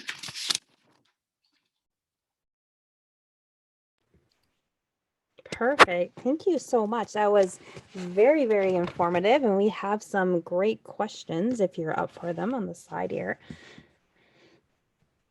Great. Just a moment. I got to scroll back a bit here. Okay. You mentioned that with public health, the focus being on preventative strategies, yet we know the amount of money that goes into preventative health is extremely low. So how can we address the need to address the lack of money to prevention? That is a great question. That is, you know, essentially, I think most public health practitioners think about that on a daily basis, myself included, because we know there's so much evidence to tell us that, you know, on that slide that I presented that had all of the social determinants of health, they make up 50% of our actual overall health versus everything else. We know how important this is. I think the most that we can do is just continue to advocate for these things. There are professional associations that can get together and write letters and encourage the ministry and encourage the governments to just fund these things because they're so critical. My hope personally, this is, you know, COVID has been an extremely, you know, stark reminder of how important the social determinants of health are and how drastic our equity disparities are. And my hope is that people will, you know, the public will have a renewed and or maybe even a new understanding of how important that preventative stuff really is. So, I mean, I think, yeah, it's a combination of folks like myself who are in positions where we're in research and we're trained in public health to continuously advocate for that stuff and to do research that demonstrates to policymakers that it needs to continue to get public funded, and then also for the lay person to, you know, write to your city councilors, write to your MPs, and you know, it's tough, but sometimes we have to step out of our comfort zones and do that advocacy work when we know that the funding isn't going to the right places. And this funding would also really support virtual care because a lot of virtual care is preventative as well. So yeah, great question. Absolutely. Integrated health and social services sound like a great solution to the complex issues in front of us. So how do you attempt to break down the barriers of the government systems not wanting to share information when that is the key to a success? I agree with you, the direction that this is needed to take. So do you have any recommendations about that? Yeah, I mean, I think that's related to the first question. There's knowledge that it would be beneficial to have all these sectors able to work together and to come together easily, but we do have to overcome privacy issues and, you know, security and all that kind of stuff, like patient data, that sort of stuff. And I don't do a lot of thinking about that, but there are experts thinking about that. What I can say is that integrated care models are an internationally recognized best practice, and our healthcare system in Ontario actually was moving towards integrated care just before the pandemic. I'm not sure if folks on this call are familiar with it, but the province had just created what are called Ontario Health Teams, and the Ontario Health Teams were going to bring together all those different services that I talked about: health, housing, justice, all those people, and they were going to fund them through one single central envelope so that all of those providers could work together. And it doesn't exactly answer your question around information sharing, but I'd like to hope that if we move that direction, that information sharing piece will come, and that those, you know, other researchers who do that thinking around the information and the privacy and stuff can kind of put their brains towards that as well. I agree. There is comments in there that there's people that would like to reach out, or they may be able to help reach the disability population in large numbers for your study. So if you'd like to connect with Lorraine after. And Beth had a question: how are you addressing the fact that many rural communities do not have high speed or consistent internet access? Has that been a part of the research? Yes, so that is something that's incredibly important, and COVID again has identified that. I've seen studies come out that are actually calling for access to internet to be a recognized social determinant of health because it's such a critical part of our life, you know, in this modern day, but specifically in the midst of COVID. So yeah, there's lots of research coming out about that right now. I know that there are policy initiatives to try and make that happen. I don't know exactly how far along they are, but I know that the provincial government in Ontario recently acknowledged it in one of their daily press briefings about the need to expand unlimited access to high-speed internet across the province, because it's so critically important right now.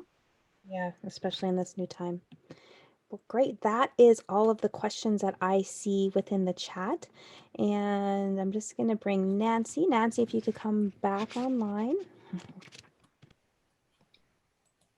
We thank you very much. It was such a wonderful presentation and so much valuable information. I love seeing the way that healthcare is pivoting for us, especially in this new time. I mean, it sounded like it was already started, but how critical it is right now, it's just imperative. So kudos to Women's College.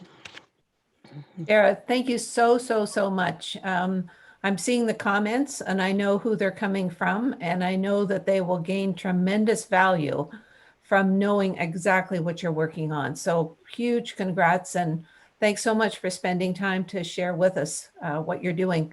I think you've given us an opportunity for some fearlessness by being an advocate wherever we live for more funding that goes towards this sort of thing. And you know, the 50%, what makes us sick, I think, you know, that's spot on. So again, to everybody who is on the call, you see so much that's going on at Women's College that you may not have known about.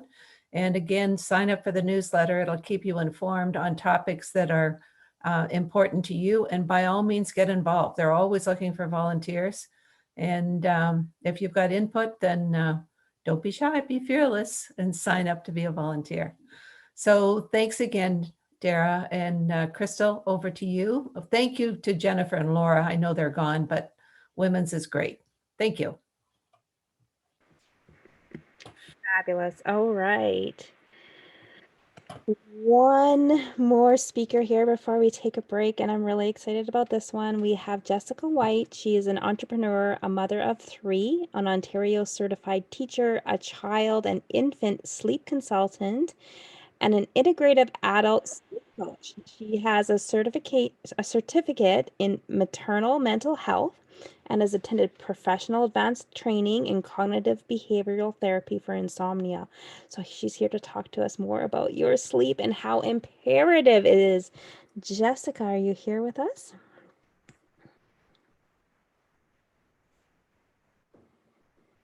There she is. I'm going to unmute you. Thank you, Crystal. Thank you, Nancy, for hosting such an important event. So much good information from Dara, and just leads so seamlessly into what I'm going to be talking about today, as those 50%, that 50% that she was referring to, really impacts our sleep, which then impacts our health. And so it becomes this two-way street. The other piece I want to talk about was just the social determinants for health. And I think about that a lot in regards to sleep, because unfortunately, a lot of people do not have the luxury of having hours and hours to sleep. Maybe they're working 2 jobs, or their households are unsettled, or they are struggling with housing or nutritious food. I mean, there's so many angles. And so I feel very privileged that the conversation I'm going to have today with you is about how we can improve our sleep as individuals so that we can be fearless in what we, how we show up, how we advocate, how we are fearless women. So I'd like to start today with a little relaxation exercise. We've been listening to all these great speakers, but I would like everyone, if it feels comfortable, to just close your eyes. The time right now is 1:30-ish, and that is actually a natural lull in our cortisol production. And so it's not surprising if you're starting to feel a little sleepy. This is often the time that we reach for a coffee or maybe have a nap if that's available to us. So instead, I'm just going to invite us to just take a little pause, because I think there's a lot of power and value in taking a pause recognizing the time of day it is, not being hard on ourselves for the fact that we might be feeling a little sleepy. And I want you to think about the last time. So we're just going to take a deep breath. Close your eyes if it feels comfortable. Breathe out with a little noise if it helps. And I want you to think about the last time that you woke feeling refreshed. Maybe it was this morning. Maybe it was last week. Maybe you can't remember the last time you woke up feeling like you had a good sleep. If that's the case, I want you to imagine what it might feel like to wake up feeling really well rested. Did you wake up naturally or with an alarm? Did you lie in bed for a while or did you get up straight away? How did you feel when you got up? How did you greet your loved ones, your pets? How did you start your day? Did you eat? Did you drink water? Were you rushed or did you feel relaxed? How did you feel as you moved throughout your day? Were you clear and focused? Did you remember all that you set out to do? What do you notice about how you feel when you sleep well and wake feeling refreshed? So take a couple more breaths.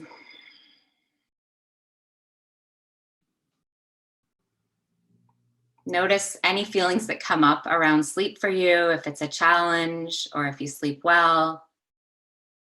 And today I want to talk about the importance of prioritizing our sleep as it relates to our health, especially during this time, as it relates to our relationships, as it relates to our productivity, and as a free way that we can harness our sleep superpowers to become fearless women. So studies show that women get less high quality, uninterrupted sleep because we prioritize our family's needs, even during sleeping hours. Yet sleep is important for our survival, our health, our productivity. It is just as essential to our well-being as clean water and food. We were designed to sleep. When we sleep, our bodies and our minds are restored. We sleep so that our bodies can heal and repair, grow. And when we sleep, our brains detoxify. So all the information and the plaque that builds up in our brains is cleaned out. We sleep to improve our brain's ability to learn and remember things. And again, most importantly in this day and age and what we're going through is that natural sleep is one of the most powerful immune system boosters, and it helps to ward off infections and diseases. Information came out this week that was shared to me by Nancy.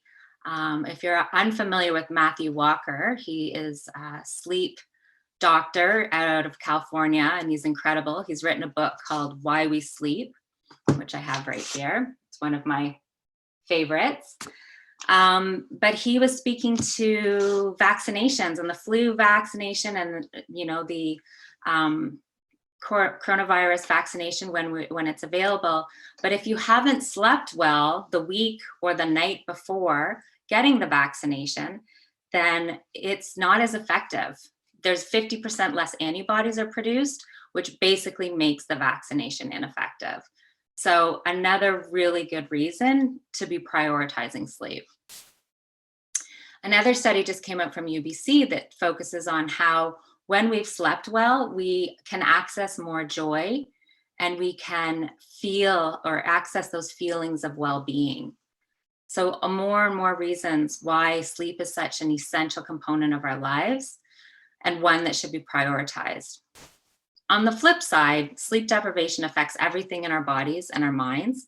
People who get less sleep tend to be at higher risk for many health issues like diabetes, heart disease, certain types of cancer, and most recently, there's been a proven link to Alzheimer's disease. Not to mention the effects of slower metabolism, weight gain, decrease in collagen production, leading to sagging skin, and hormone imbalances, which can then start cycling negative sleep patterns. Most importantly, and this is what I want to talk about today, or just emphasize today, is how a lack of sleep has a major impact on our mood, our memory, our productivity, and our decision-making skills. If we are sleep deprived, we can't think clearly, we can't focus, we can't advocate, we can't be the best versions of ourselves. I'm going to talk about how the sleep system works, and then I'm going to give you information, hopefully some take-home valuable information that you can implement and share with others about how we can reset our sleep systems if they've been pushed off kilter because of COVID. Yeah, I'm going to talk about my perspective about sleep as well. So the two systems that promote wakefulness and sleep are the sleep drive and the circadian clock. So both of those together promote our feelings of awake and tell us when to sleep.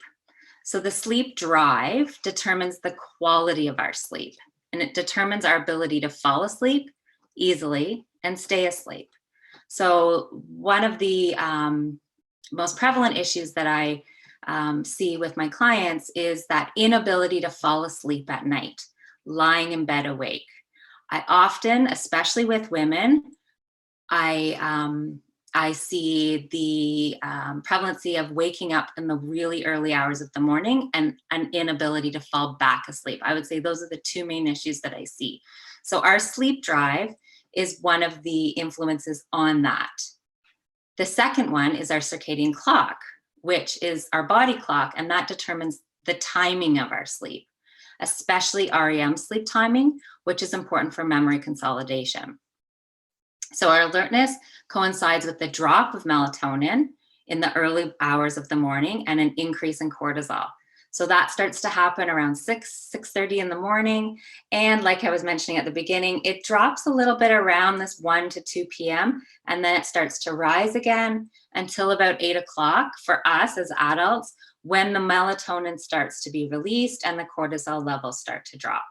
That's sort of a natural, perfect picture.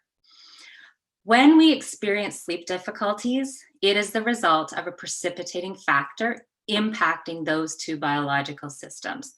So a precipitating factor could be you're awake with young children, or you're awake with an ill partner, or you're having, you've had this trauma of losing a loved one. Maybe you've lost a job, or there's been a major life change. And most importantly, right now, I think why so many people are struggling with their sleep is because of the stress and the uncertainty of the coronavirus. So these big events, or these stressful, traumatic, big things that happen in our lives cause sleep disruptions. That's to be expected. That's normal. That's what happens with our bodies.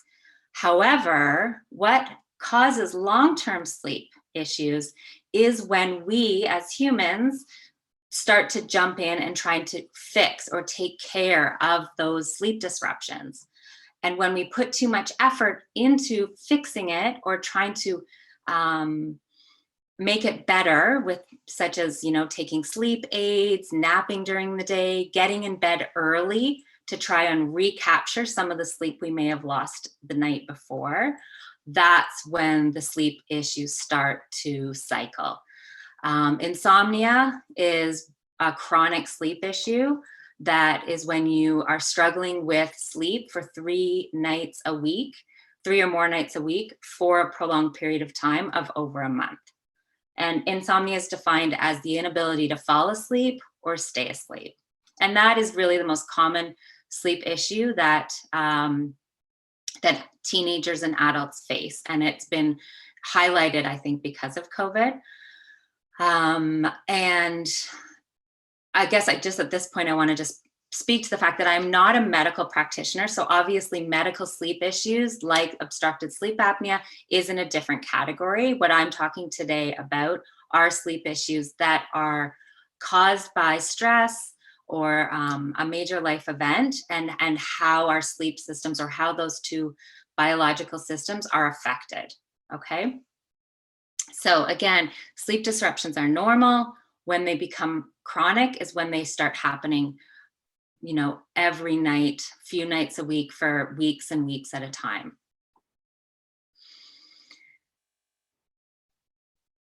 If you're looking online and you're trying to, you know, figure out what it is your sleep issue is and how you can fix it, there's a ton of information or emphasis on sleep hygiene. And I just want to call that out right now, because I think this sleep hygiene piece is actually perpetuating the sleep issues that a lot of us face. Because what happens is we do all the things that the sleep hygiene or the sleep expert tells us to do: dark room, you know, cool bedroom, get the right mattress, get the right comforter, all these things, and we still struggle. And so then we start to berate ourselves and be hard on ourselves, and we start to get anxious, and we, you know, we get mad at ourselves. We're doing all the things. Why are we still not sleeping?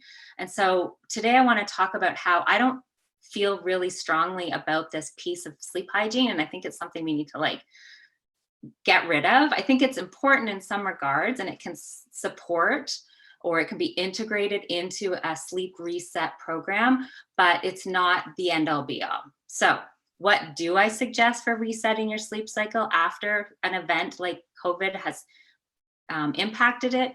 The first one is regularity, regularity, regularity. That means going to bed at the same time every night and waking up at the same time every morning, even on the weekends.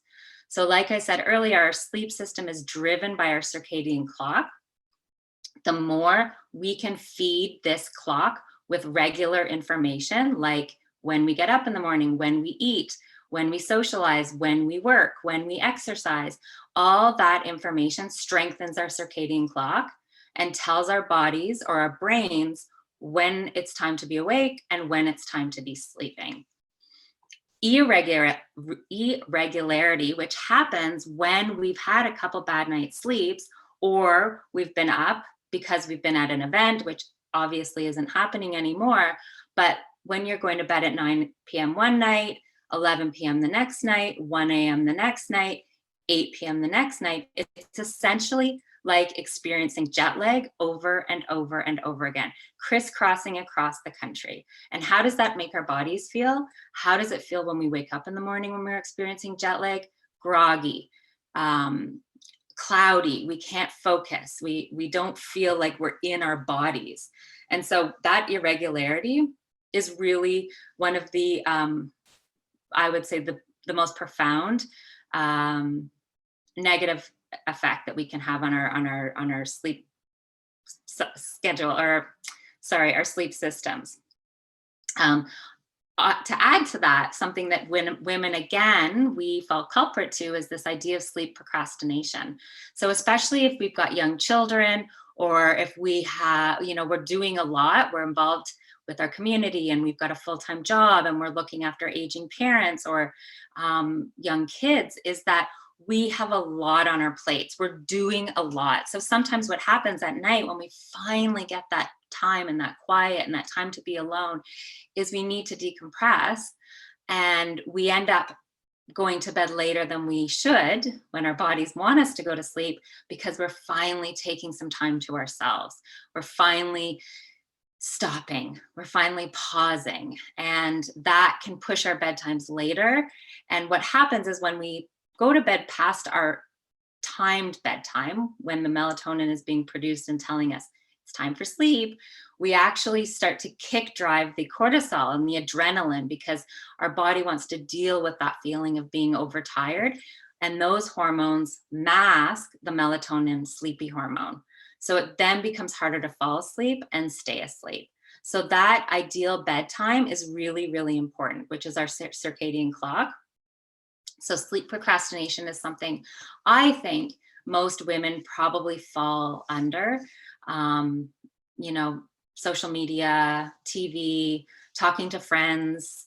So it's just something to take note of. The National Sleep Foundation says that adults should sleep between 7 and 9 hours. There are some that only need 6 hours. But that's the range. Now, aging adults may be more in the 7, 8 range.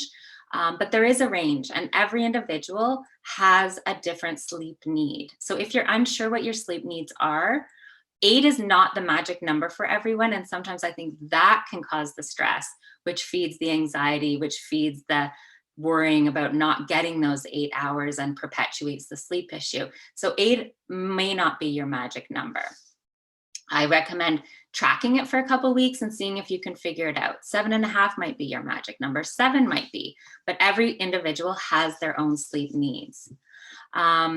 The other thing I'd like to speak about on that regard is that as adults, the sort of ideal frame for going to sleep is around 10:30, 11, waking up around 6:30 or 7. So that's sort of the normal range, and it's when our melatonin production peaks, when we're most ready to accept sleep, when the drive to sleep or our sleep pressure is built to its maximum.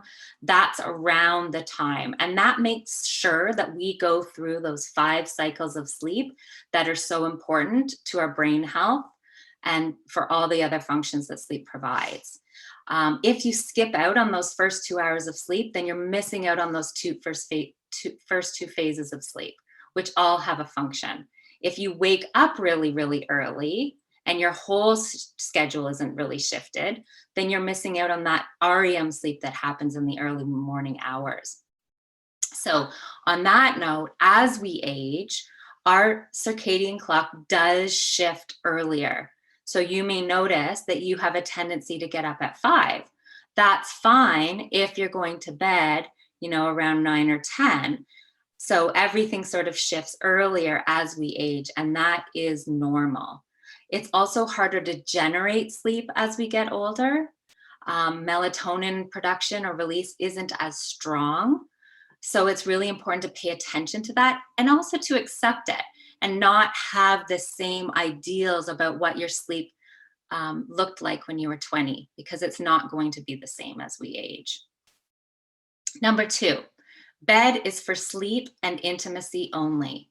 I think one of the negative impacts the pandemic has had on a lot of our lives, especially if we live in smaller spaces, is that our bedrooms, this is where my office is, has promoted using our beds for things other than sleep. So people are using it as an office like me, but I'm not in my bed, which is the difference. So we're not using our beds for office, for talking on the phone, for watching Netflix, for any of the other activities that can happen in our beds that's not sleep related. So this causes a negative association between our brains and our beds. If we are doing wakeful activities in our beds, it tells our brain to be awake when we are in bed, which feeds into these negative sleep cycles or these sleep issues. Because when we get into bed at night, we expect to go to sleep, but our brain is saying, oh no, I do wakeful things here. So we want to really strengthen that association between our bed equaling sleep. If you can't sleep, then part of this is getting out of bed. Getting out of bed, going to another room, or going to a chair in your room. But getting out of bed, doing something in low level lighting, reading a book, watching a movie if you need to. I'm okay with screens as long as you're not in bed. The minute you feel sleepy again or you start doing the head nod, go back to your bed. And it becomes difficult. This is probably the most challenging rule to adhere to when you're doing sleep work in the winter months, in the dark months. But if you can set yourself up with a little corner so that you know, okay, I can go there, I can make some tea, I can read my book, I can do a crossword, I can do some knitting. And the second I feel tired, I'm going to go back to my bed.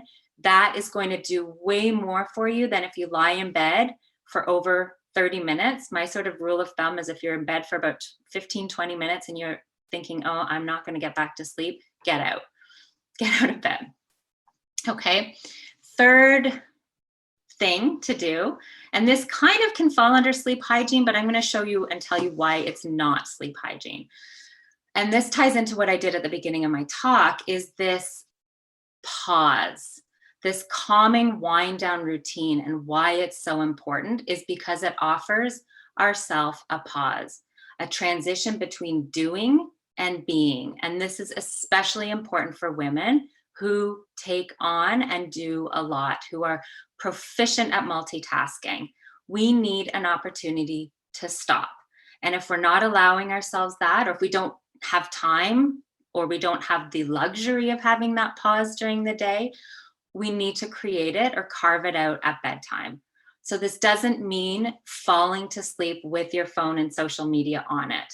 It means the phone is turned off and put away for light levels as well. But for me, more importantly, it's about switching your brain off from doing to being and incorporating some sort of relaxing or just mundane activity. So it might be just that you have a really long going to bed routine, which, you know, is your face and a mask and maybe a shower and a hot bath, some chamomile tea, reading a book, doing some stretches on the floor,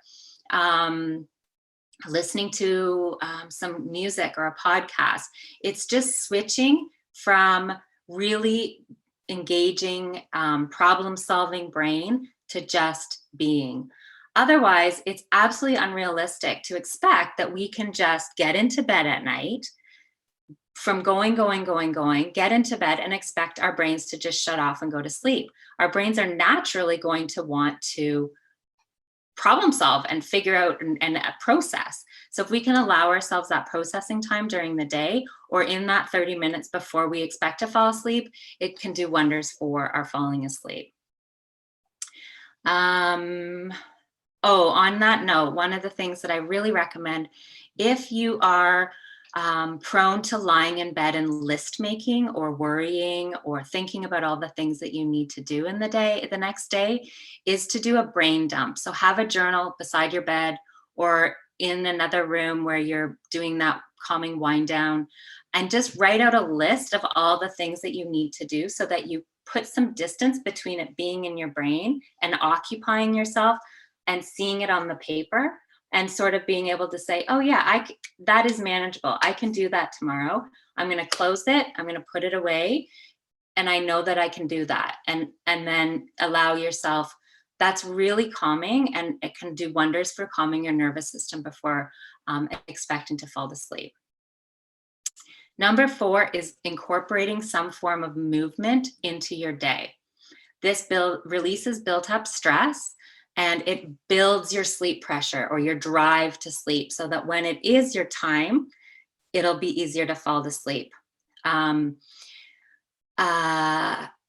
People often ask me, but what about if I can't get out, it's too icy, I can't go for my walk. Now that we don't have, access to gyms, how do I get that exercise? It really doesn't need to be a big production. It doesn't mean a 1-hour spin class.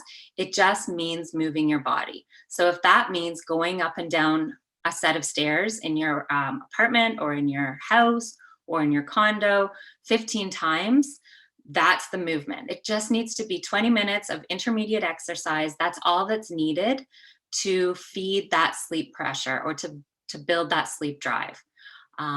It can just be doing circuits in your house from one room to another or around your living room, just doing some movement, anything. It just 20 minutes of movement, put on some of your favorite songs and incorporate that as a habit into your day. 5th, natural light exposure. Again, our circadian clock is set and strengthened when light hits our eyes or goes through our eyes and hits our brain. That actually sends messages to our brain when to release the melatonin for sleep. So when we get up in the morning, open the blinds, open the curtains, get outside for some exercise, getting that light. If you live in a dark house or apartment, if you're prone to seasonal affective disorder, I highly recommend getting a SAD lamp. Make sure it's 10,000 lux or more. That, again, in the early morning or when you're having your breakfast, sitting down and having that light facing you, again, strengthens your circadian clock and is going to tell your body when to feel sleepy by releasing melatonin at that time. These are also really great for teenagers. Haven't talked too much about teenagers, but if you have one, or if you may remember your teenagers' biological clock shifts later, and that's natural. unfortunately, our society doesn't necessarily promote that or support that. And so with early school start times or jobs on the weekend or expectations of family, it can be really, really challenging because teenagers are expected to get up early, but it's not actually in line with their natural biological clock.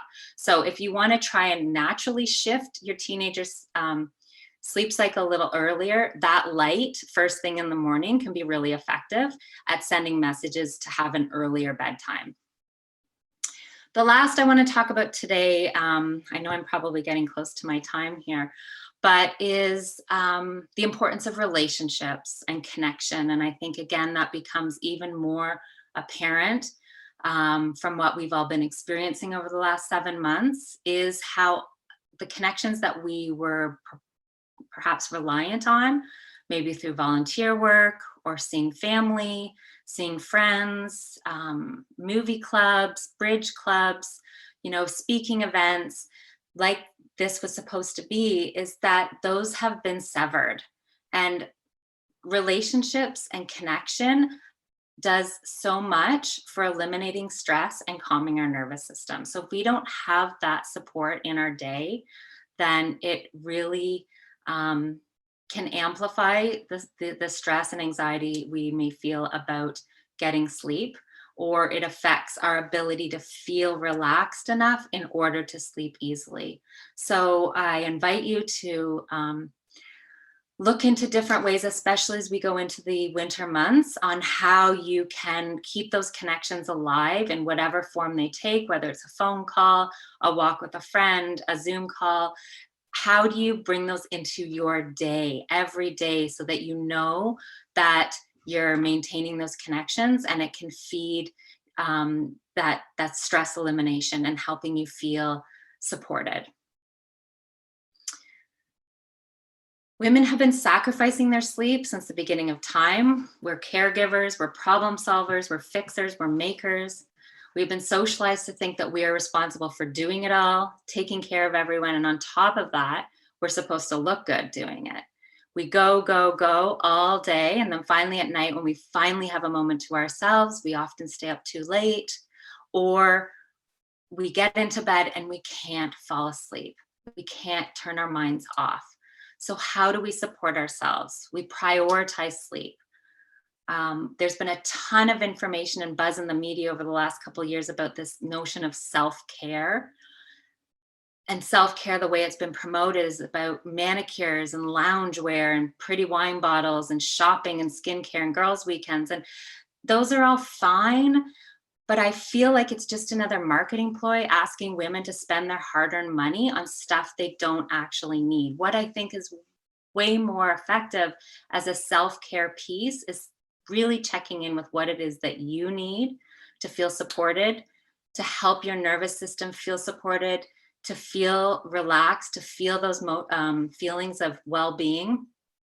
And we can access that by getting more sleep, by prioritizing our sleep, by making it the number one thing that we build into our days. Regular schedule, getting out of bed, making sure we're seeing friends, making sure we're exercising. All of those pieces are going to promote better sleep, are going to reset our sleep system, and it's going to have the biggest impact on how we show up in our lives as women, as leaders, as mothers, as daughters, as philanthropists. So I'm going to leave that with you today.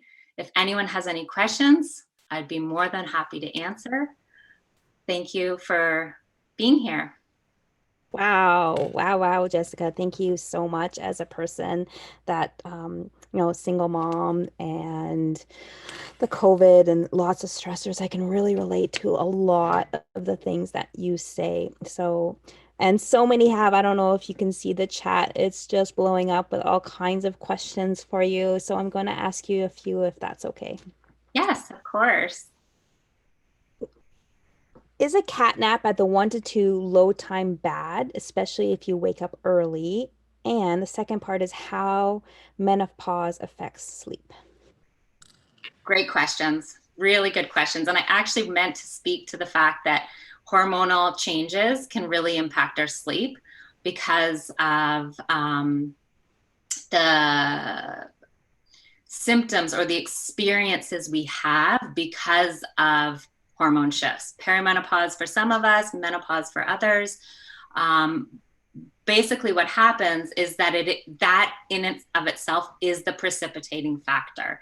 And so the experiences that we have from the hormonal shifts affect either the timing of our sleep or our sleep drive. And then that becomes that negative cycling of the sleep issues. So with menopause, I always encourage women to seek out a health professional, naturopaths, look at your nutrition.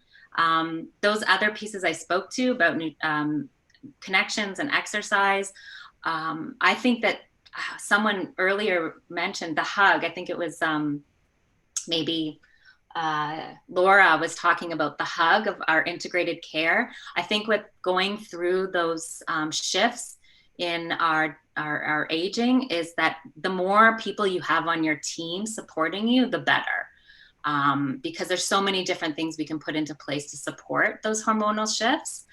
As for napping, my feeling about napping is if you don't have sleep issues and the nap is not affecting your ability to fall asleep or stay asleep, I'm okay with napping. Short, 20 minutes. There's a lot of other benefits that you can get from doing different experiences. Like I just tried to incorporate that little meditation or pause at the beginning of my talk. Meditation or yoga nidra in particular, which is a lying down body scan meditation. It can actually give you, and it's been used with PTSD and soldiers returning from war as a way to calm the nervous system.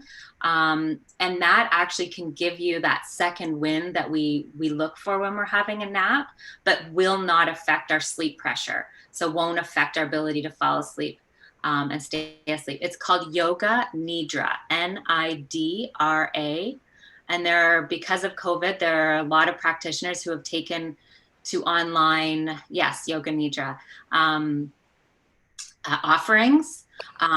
There's a man named Richard Miller who developed or incorporated this idea of ancient practice of Yoga Nidra into something called iRest, IREST.com is the website. And there's a few guided practices on that website. Insight Timer, if anyone uses that app for meditation or yoga, there's some really great practitioners on there that offer yoga nidra practices.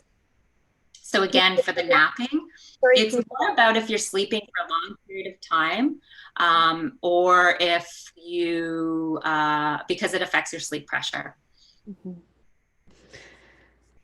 Great. Wow.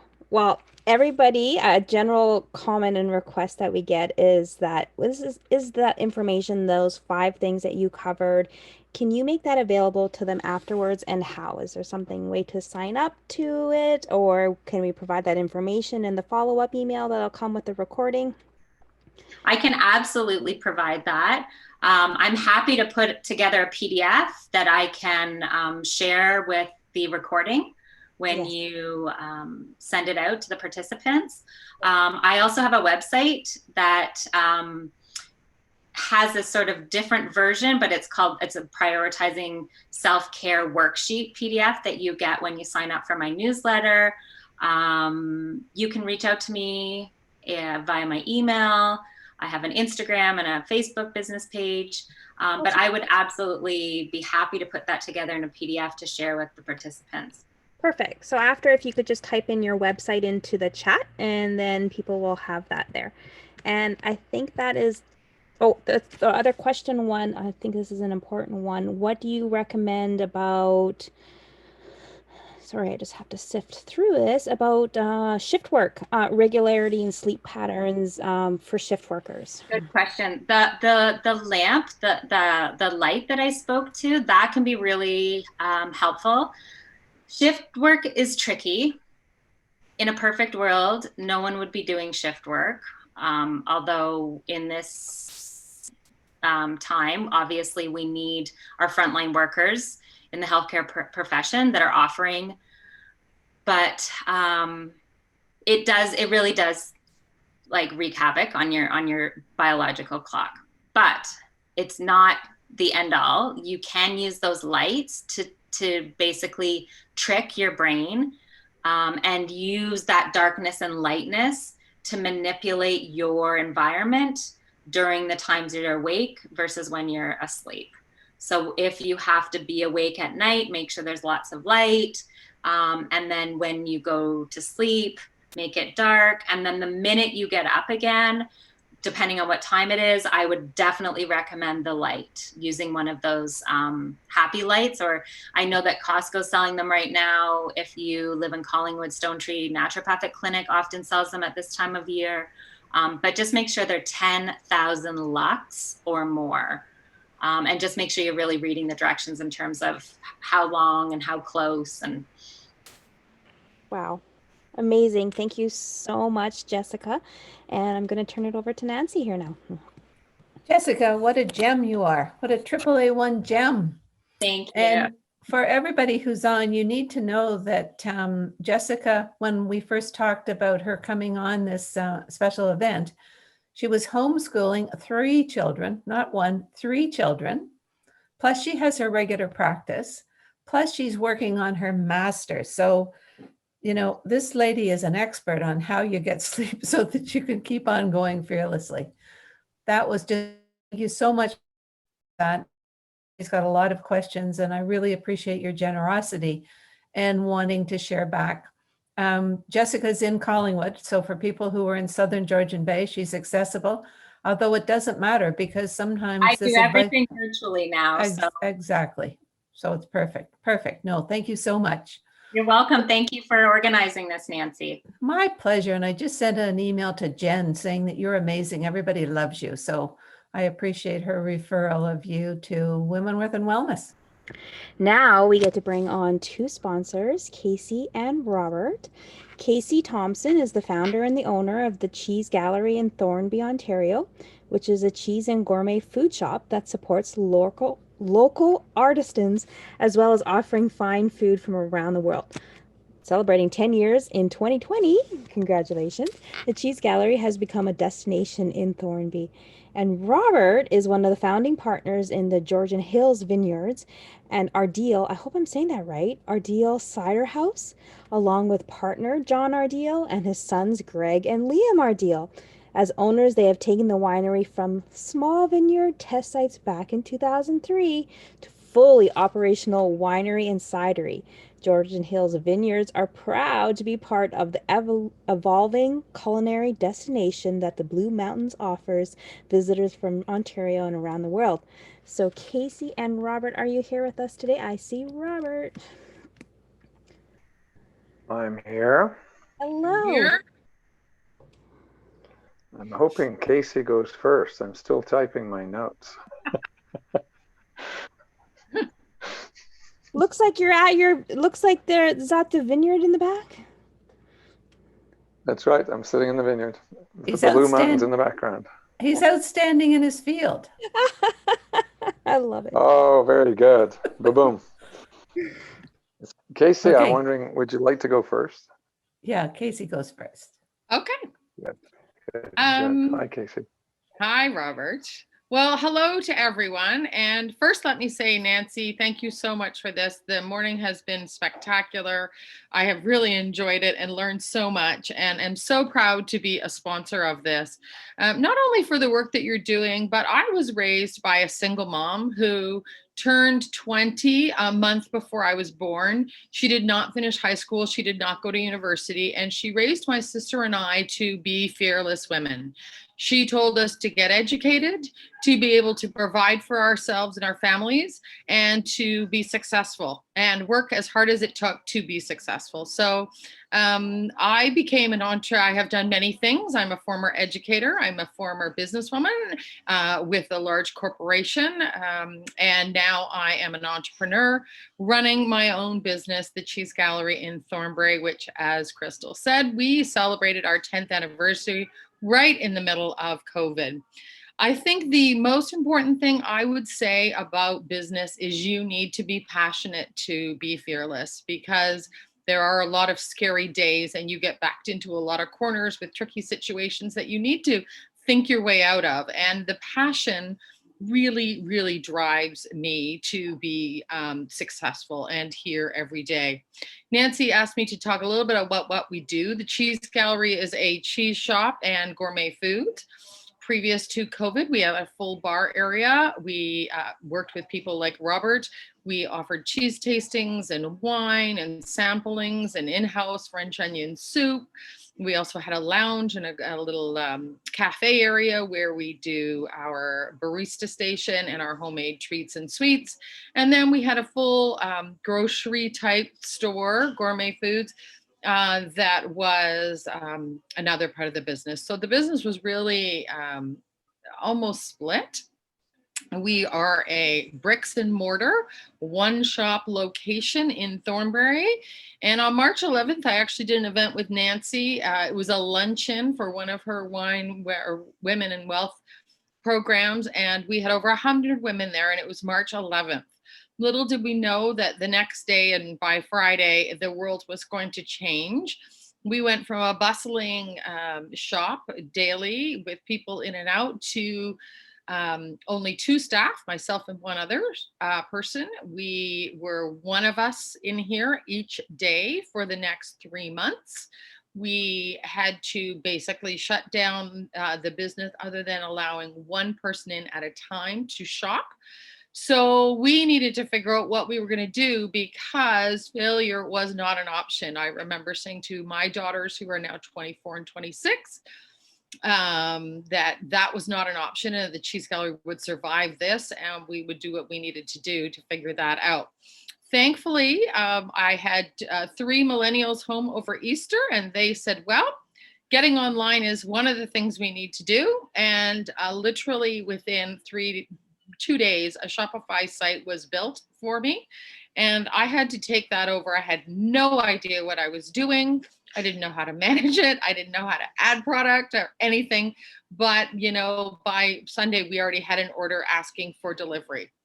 So we went on to online business. We offered delivery service all through the lockdown at no charge, anywhere from Collingwood to Meaford. I hired a local company, Cedarport Windows. They came in and measured all my windows, and we replaced our entire front window area with sliders so that any window could become a takeout window. We installed an exclusive takeout window for our coffee and sweets and treats area. We installed doorbells for people to ring that so that we could look after them for people that did not want to come into the store. We did curbside delivery. We also did phone-in business where people could call and ask for their order to be outside.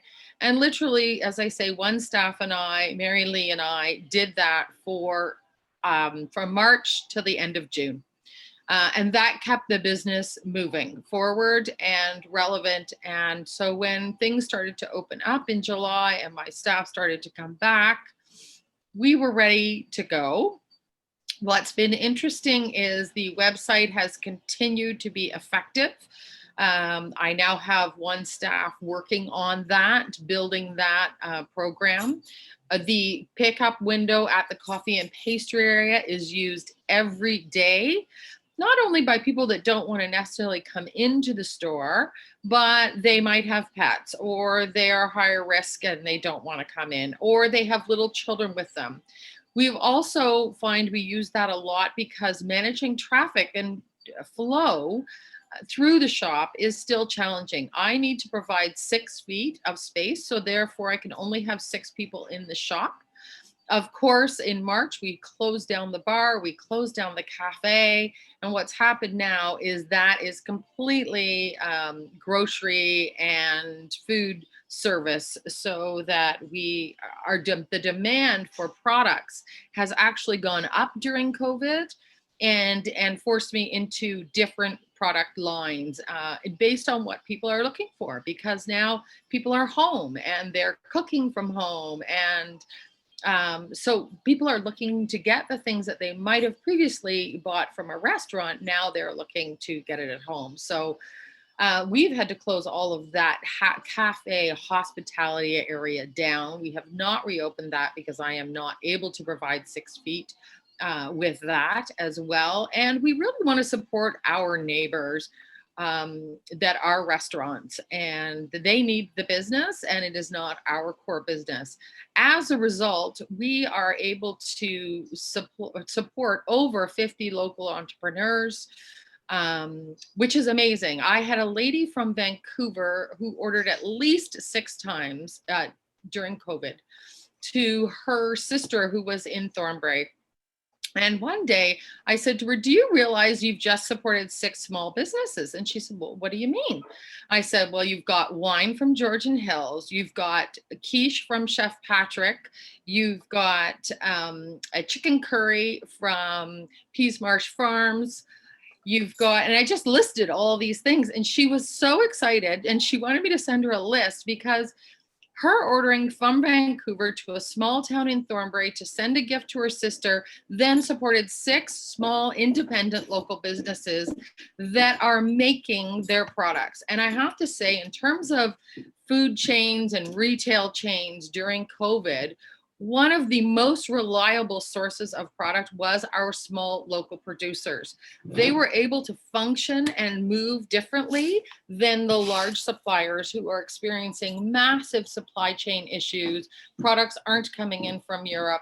So, you know, it really was so much about community supporting community through COVID. And I think as we come out on the other side, many of those relationships are so much stronger in this small area that we call the Blue Mountains. So it's really been quite a learning experience to go through COVID, to adjust on a daily basis, which is what it felt like in March and April.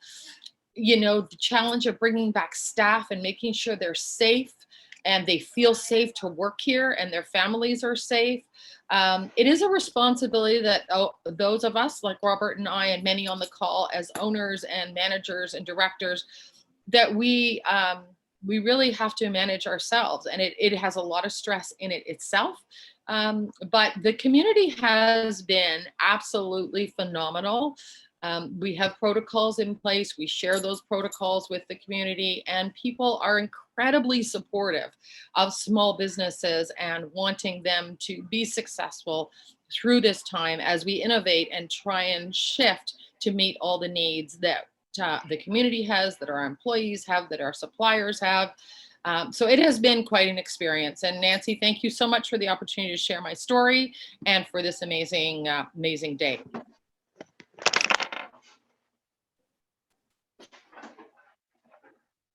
And I'm going to turn it over to Robert. Thanks, Cassie. Robert, you're up. Cassie.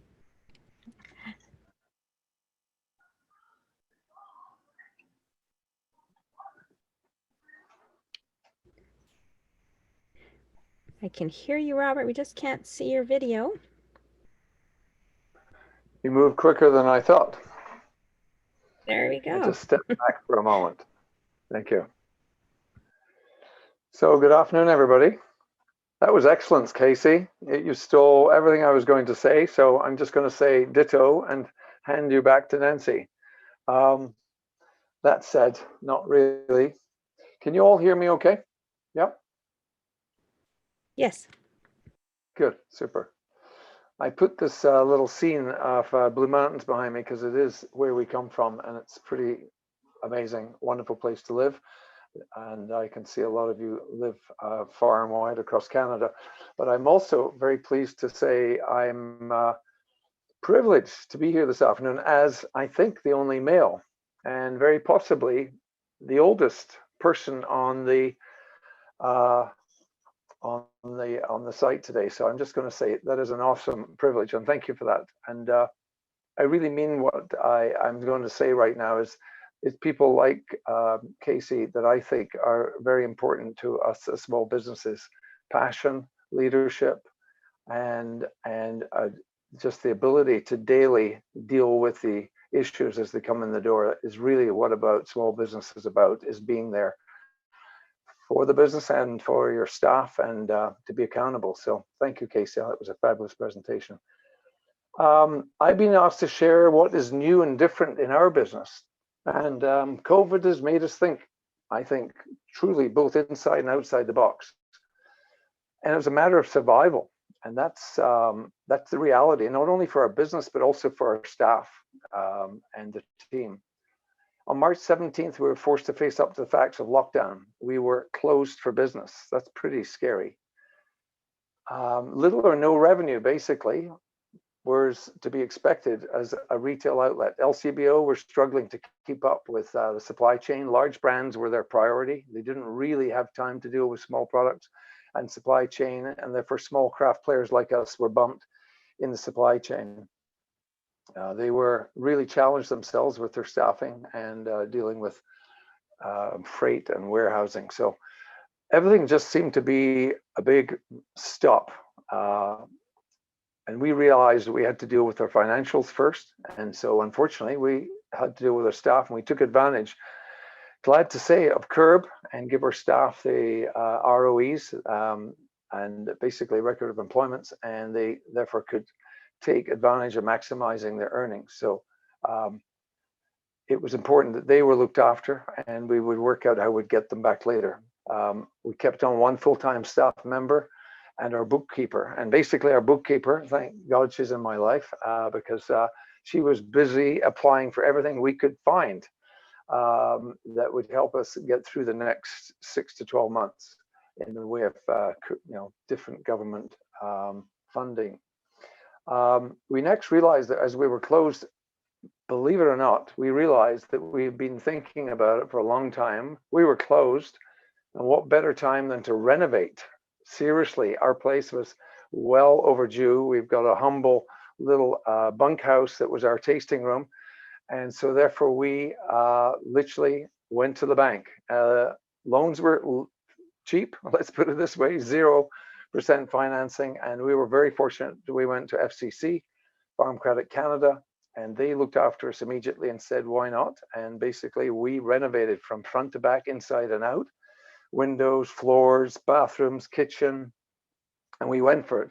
So therefore for April, May, we were in a dust bowl of dirt and rubble. However, it was the time to do it because nobody was going to be allowed inside our building.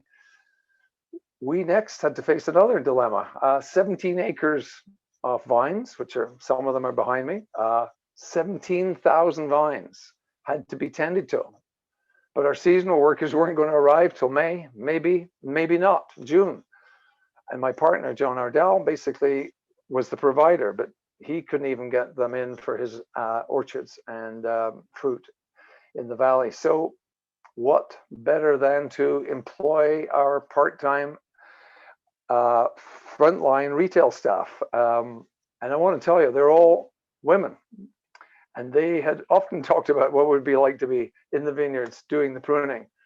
And so basically we had to be giving them lessons 101 on pruning. This vine looks like this, do that, do that, do that. It looks like that, chop it off and start again, whatever. But the fact is they had to go through our vines once to prune and then back again to tie them. So 34,000 visits, 5 ladies, all through young to older. And it was just amazing. Our vineyards never looked better, and our harvest this year was one of our best. The quality of the fruit and the balance of the vine was perfect. So we're going to maybe call this year a vintage year, and it's all because our team were there for us. Mid-June, we're basically, our numbers for the 3 months that we had been already closed down, we were down 80%. That's significant. That seriously hurts. Enough to be worried. But anyway, we'd learned a lot, and we had pivoted a bit like Casey had said. We'd learned how to basically get online. We were basically Shopify, fast tracking wherever we could to partner with people to get out to their databases. And in those 3 months, we did $10,000 worth of business through local and online and deliveries through what you might call direct. So wasn't so bad. We were open, and we had to be thankful for that, and we were safe, and our staff were safe. We were anticipating opening phase 3, which was mid-June, and that our retail would be back open and we could offer outdoor food and wine tasting experiences. And so we prepared for that. That was really where our attention was. What's it going to look like in 6 weeks from now? What do we need to do to be ready? So we have 3 tents, a large, a medium, and a small, and basically they were out there, and that would allow us to have weather variability. I mean, last thing you want to do is be sitting outdoors in the rain, having a glass of wine. So we had to be able to guarantee our consumers that we were outdoors, that we were open for business, and that wine lovers and consumers could come and visit us and be safe. So June 20th, we opened. And, you know, a lot happened in this next 90 days. A lot happened. We basically, by thinking out of the box, additionally to just our tents, we offered some good colleagues at the pop-up event company to bring us some business, any business. What can you do? We've got the tents, we're outdoors. How do we fill them and still meet the restrictions of COVID? Luckily, it went from under 50 people to 100. Groups went from under 10 to 20. And we actually accomplished 3 firsts. I think 3 firsts because they were COVID restricted. But the reality is we did all of August, we had Thursday evening patio takeover by 5 of our local restaurants and chefs. Those are businesses that were closed down because of COVID, restaurants that are closed. By taking over our kitchen and our patio, they could invite their customers and they could make some revenue and stay in touch with their customer base. And we had a huge success, 5 Thursday nights from 40 to 80 guests. Wine paired with each of the courses, some were 3, 4, 5, one of them was 7 courses. It was a huge success, I have to say. It was very exciting. Never been done by us, or certainly not under COVID rules. We had food truck Sundays in all throughout August and first week of September, which meant basically families. We put out a whole bunch of picnic tables. This wasn't just tents, and you could bring your family, and they brought us a whole new demographic that we have never ever seen at the winery. We were busy on Sundays. Theatre Collingwood being closed all year, seriously needing to stay open and find a way to make some revenue and stay in touch with their base. We had the large tent. We worked it out that we could do under 100, seat people in less than 10s. They had to be within their bubbles, and we put on a 5-course wine and food pairing in the afternoon, 2 to 4, music, auction, fundraising, successful. It was really, I was very proud of it. We did it safely, and the outcome for them was, I think, very positive. So in those 3 months, we tracked and indexed at 120% over last year. That's kind of like a big smile on my face and a big whew. So we're back on track somewhat. We're still down 25% year to date, but we're still safe and we're open. Just to recap, we had people coming from everywhere, people locally who had never been before, people who had never drunk local wine or drink only high-end imports, and there's a lot of them in our area that have high incomes and like the good imports. But they all came, and there was this amazing shift. A door had been opened, was a door that maybe we've been trying to open for 10 years. So was COVID a blessing? I have to say, we were very fortunate, and the door was open to a new consumer base. And the movement to local is extremely apparent everywhere, not just here in Ontario, but I think across Canada. So looking ahead, it's going to get colder. The snow's on the way. We're going to be forced indoors. Like Casey, we're only allowed a certain amount of seats inside. And therefore, we are going to be very limited to what we can offer, and it'll be reservations only. That said, we are looking ahead to when the snow does fly. Christmas onwards, we will get snow, and moving back outdoors is our objective. So we're looking at thinking outside the box again, partnering with our colleagues in the area and basically offering the real Canadian outdoor experience. Fire pits, food truck, wine bar, hot mulled wine, snowshoeing. We aim to beat COVID and make it safe and fun for everyone in this region. So in review, I've got a couple of minutes left. In review, what did we learn? What really happened these past 6 months? Most important, I have to think, is internal leadership and passion, and more importantly, as an owner operator, being in touch with your team and being on site and leading by example, whether you're sweeping floors, cleaning toilets, moving furniture, packing orders, doing deliveries, whatever is needed. Next, most important was communications and motivation with staff, bi-weekly Zoom meetings, staff updates, recognizing each individual for their contribution, for pruning grapes, for working a shift, for handling a same-day drive-by, multiple orders, just being there for the company and being there for the team. Being open meant staff were employed.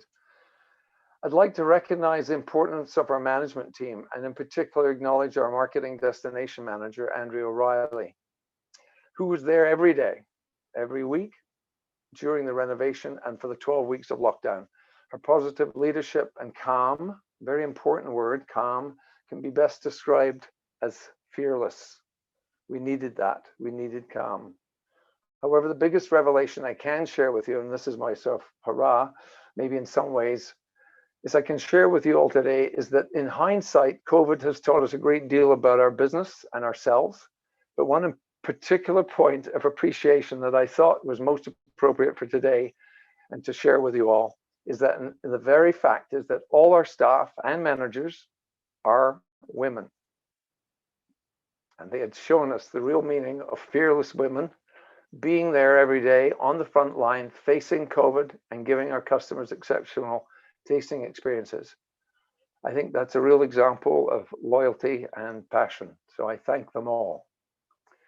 One more important point is that everyone on the point teams, whether it was at FCC, the team at top pop-up events, or online social media, they too were all passionate, fearless women. Amazing. I'm surrounded by brilliant, brave women. So there we go. I was asked to be just taking a moment to be commercially minded. Thank you, Nancy. You asked me to just quickly mention our business. We are a small craft wine cider business and we believe in developing local quality grown Ontario products. The products all tell a local story. We have our Georgian Hills products. Some of you might be far away from here, so you may just want to know what that might look like. But if I were to just show you our label, it's basically a view of the hills behind me. If you notice the perfect simulation, our label, I'm just noticing that breaks up if I get out of focus, so I may have to come back to here. But it's the same label as the background. And that's our local and what we call single varietal. We then have a label which is named after the bay. Right there behind me is a bay. The lake is called Georgian Bay, one of the Great Lakes, but it's also in this area called Nottawasaga Bay. This wine's dedicated to growing local. This is a blend of local grown grapes, and it's called Naughty Bay Blanc, and Naughty Bay Rosé, and Naughty Bay Rouge. So that's as local as we think we can get. And then we have what we call our natural, spontaneous wild ferments. These are the best grapes out of Niagara, brought home, and we allow our own indigenous yeast to drop in and do the work. No intervention from mankind, all spontaneous, local Georgian Bay, Blue Mountains yeast make this wine. We just leave it to nature.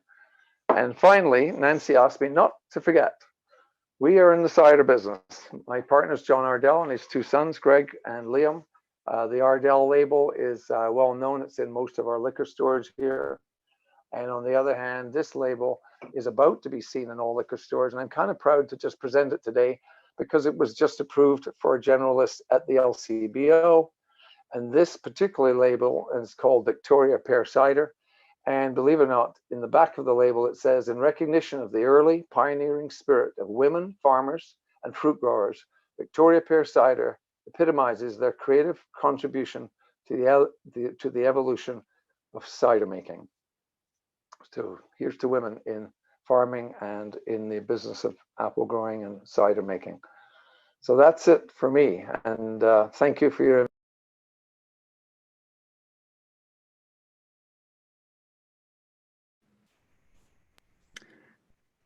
Wonderful, Robert. Wow. That is amazing. Nancy, are you still here with us? I took the dog for a quick walk. No, I'm just kidding. Robert has a lovely little dog. And my absolute favorite is to have that very special pear cider in my glass from the cheese gallery that I won. Casey does different competitions online. So by all means, sign up. See, Casey, it's lovely. It's lovely. And Robert, thank you so much for your very extensive presentation. You two are true entrepreneurs, and I'm always happy that you support what I do, because we had that big event on March the 11th, the day the world fell apart. We didn't know until we got home because we were enjoying Casey's delicious food. And we had Andrea from Georgian Hills serving wine. Casey is incredible, because that day, what we found is that people sign up at the last minute. So we sort of were at 85 and then we're at 90. Well, then we're going over 100 and it's the morning of. So I said to Casey, can you? So we stretched the food out. Everybody had delicious food and it was a huge success. So thank you so much, both of you. And I hope you stay to hear about Top 60 over 60 and also what's going on in Meaford, because Meaford's the Meaf is the new happening place, as you know. So thank you both. Crystal, over to you. Perfect. If I can get you guys to turn off your camera and mics, perfect. Bye, Robert and Casey. Next, we have Helen. After devoting 35 years to increasingly senior leadership positions in both public and private education sectors, Helen embarked on a journey of social entrepreneurship. She saw how ageism is impacting boomers, and how the upcoming demographic shift would affect Canada's social and economic fabric if not addressed. As a result, she founded the Top 60 over 60, which provides thought leadership, consulting, and training on age, inclusion, and diversity. I just love this. I can't wait. Helen, are you here with us? I'm here. I'm here. Thanks very much. Can you hear me? I can hear you. Okay, great. First of all, I want to thank Nancy for the incredible production today. I had no idea what I was being invited to, but I was thrilled on a number of counts, but in particular because of the theme, fearless women's well-being and worth. Having heard the previous speakers, I think many people will see a connection with what I'm saying. So I'll be speaking very briefly to you today about how your future physical and mental well-being has a lot to do with how you perceive age and aging, and how ageism undermines the well-being of individuals, of communities such as Meaford, and Canada's future economic prosperity. What we do know is that the media has a tremendous influence on all of the conversations that we have with other people as well as with ourselves. And since we live in a very youth-centric culture, I think we know to what an extent the markets have always focused on young people, which doesn't do very much for those who are never seeing themselves in the media. So it's not that tangible really, but I'll speak to you about some of the research. There is an unconscious bias about aging, and it interferes with our own sense of worth and self-efficacy. And it really does limit our power and our potential. And what I'm referring to here is what's called self-directed or internalized ageism. It's that unconscious bias that we all have about certain things, but we perhaps don't recognize it. So a few years back, I founded a social enterprise, Top 60 over 60. This was my way of bringing attention to a cohort of aging boomers who still had a lot to offer. They wanted to offer it, but who were being relegated to the sidelines, being told that they were too old to contribute meaningfully. And we know that there are laws against discriminating for age, but the reality is it's very, very hard to prove.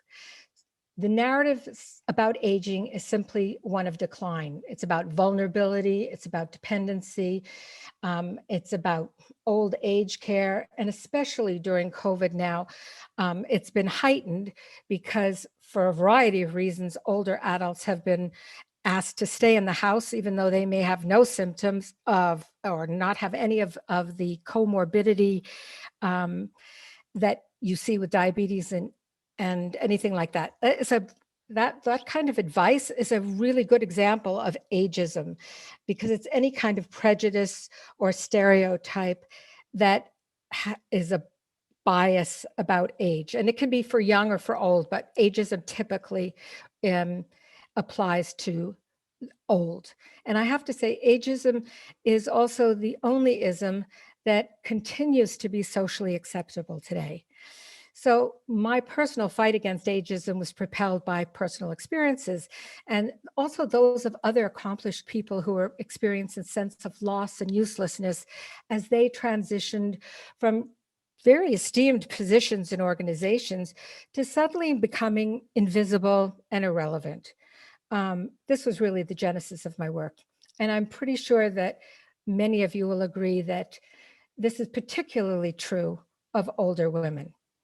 But I have to say that having done the work that I've done for the last few years and transitioning into this next stage, I've really learned to embrace my age.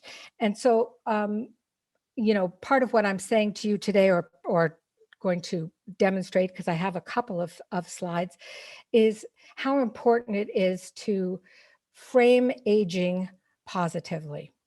So let me share some demographics. With more people over the age of 65 than under age 5, the world's population is getting older faster than it ever has before. There are 2 people who turn 65 every second in the world. That's the world. That's not Canada. But the reality is in Canada that by 2030, Canada's 9 million plus baby boomers will all have reached the age of 65. Nearly 1 in 4 adults in Canada will be over 65 by about, you know, in the mid 2030s. So according to demographers, the trend to aging is going to continue for decades. In fact, today's 20 and 30-year-olds are expected to be working well into their 70s and 80s. But I don't think you should be alarmed about that if you happen to be 20 or 30, because your lifespan is going to be that much longer. To drive the point home, the average expected lifespan of a child born today is as anticipated to be 100 or 104. So of course, these statistics beg the obvious question. How prepared are we to deal with the reality of this changing demographic? Not only personally, but in the workforce. You know, if we live longer, we need to work longer, because retirement savings, I think 80% of North Americans have less than $10,000 in savings, which is frightening. And I realize that may not apply to the community you're in. So the only type of diversity that is continuously and systematically overlooked is the one that affects us all if we're lucky enough to escape an early death: age. I mean, I cannot control what race I am, but aging is universal. And yet of all the biases, ageism is the one that continues.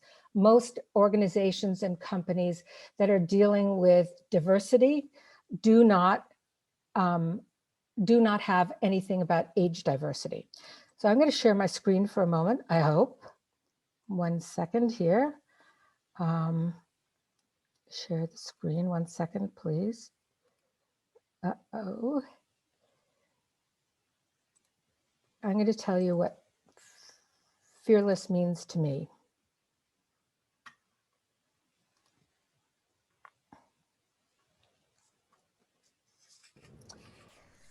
Are you able to? Yeah, can you see it? Nope, not yet. You can't, then I didn't say, okay, I shared the screen, I believe. Hold on 1 second. I will try again. Share the screen. Then you have to pick. Yeah, I know. Okay. Got it? No. Or not? Did you allow me to? There. Do you see? Oh, we're going now. There we go. Got it? Yes. Okay, great. So fearless to me means that I am going to challenge those assumptions and misconceptions about age. It means that I'm going to help make old age not only acceptable, but aspirational. Interestingly, children as young as 4 already have a predisposition against getting older. And top 60, we really try to change perceptions of what it means and uncover what the worth and potential is of those people who are going through transitions with courses and coaching. It's really important to find purpose and meaning at this stage in life. It's going to extend your life if you can.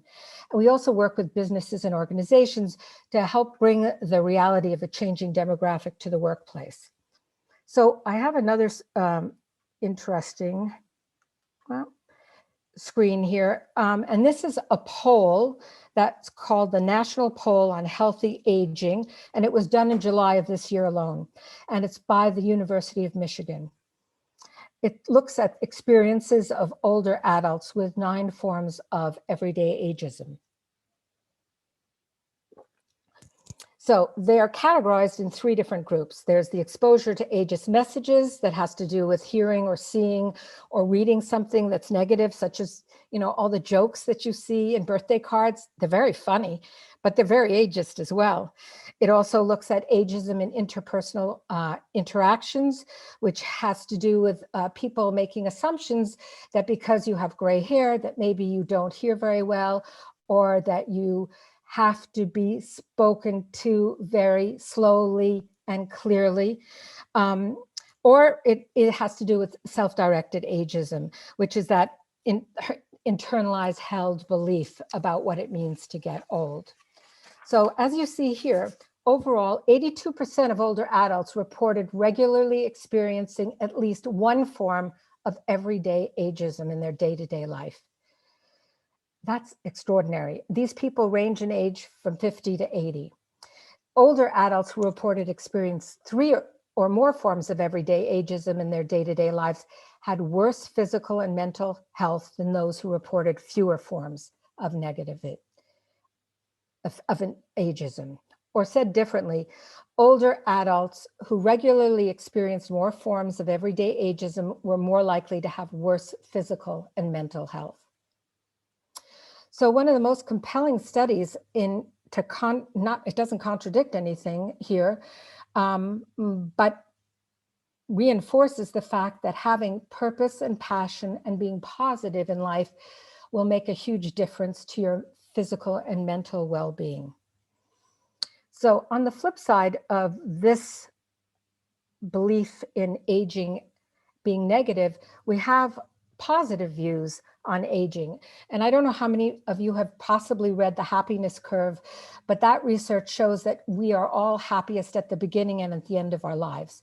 In the middle, in their 20s, 30s, and 40s, we're struggling with families, with mortgages, with career demands. And this slide, also from the same national poll, illustrates really well that the majority of people agree that they feel more comfortable being themselves as they have gotten older, 88%, that those that have a strong sense of purpose are about among 80%, and about 2 in 3 older adults said they agree that as they've gotten older, their feelings about aging have become more positive and that their life is better, much better than they thought it would be. So overall, the vast majority of older adults agree with at least one of these 4 positive views on aging, and 51% agreed with all 4 statements. So age is a chronological number. It doesn't reflect much more than that, and it isn't inevitable. So, I mean, our real challenge is to figure out what our attitude is going to be towards aging. So in conclusion, I really hope that you have an understanding of how dramatically impactful ageism is overall, but also how it impacts you personally on the health front.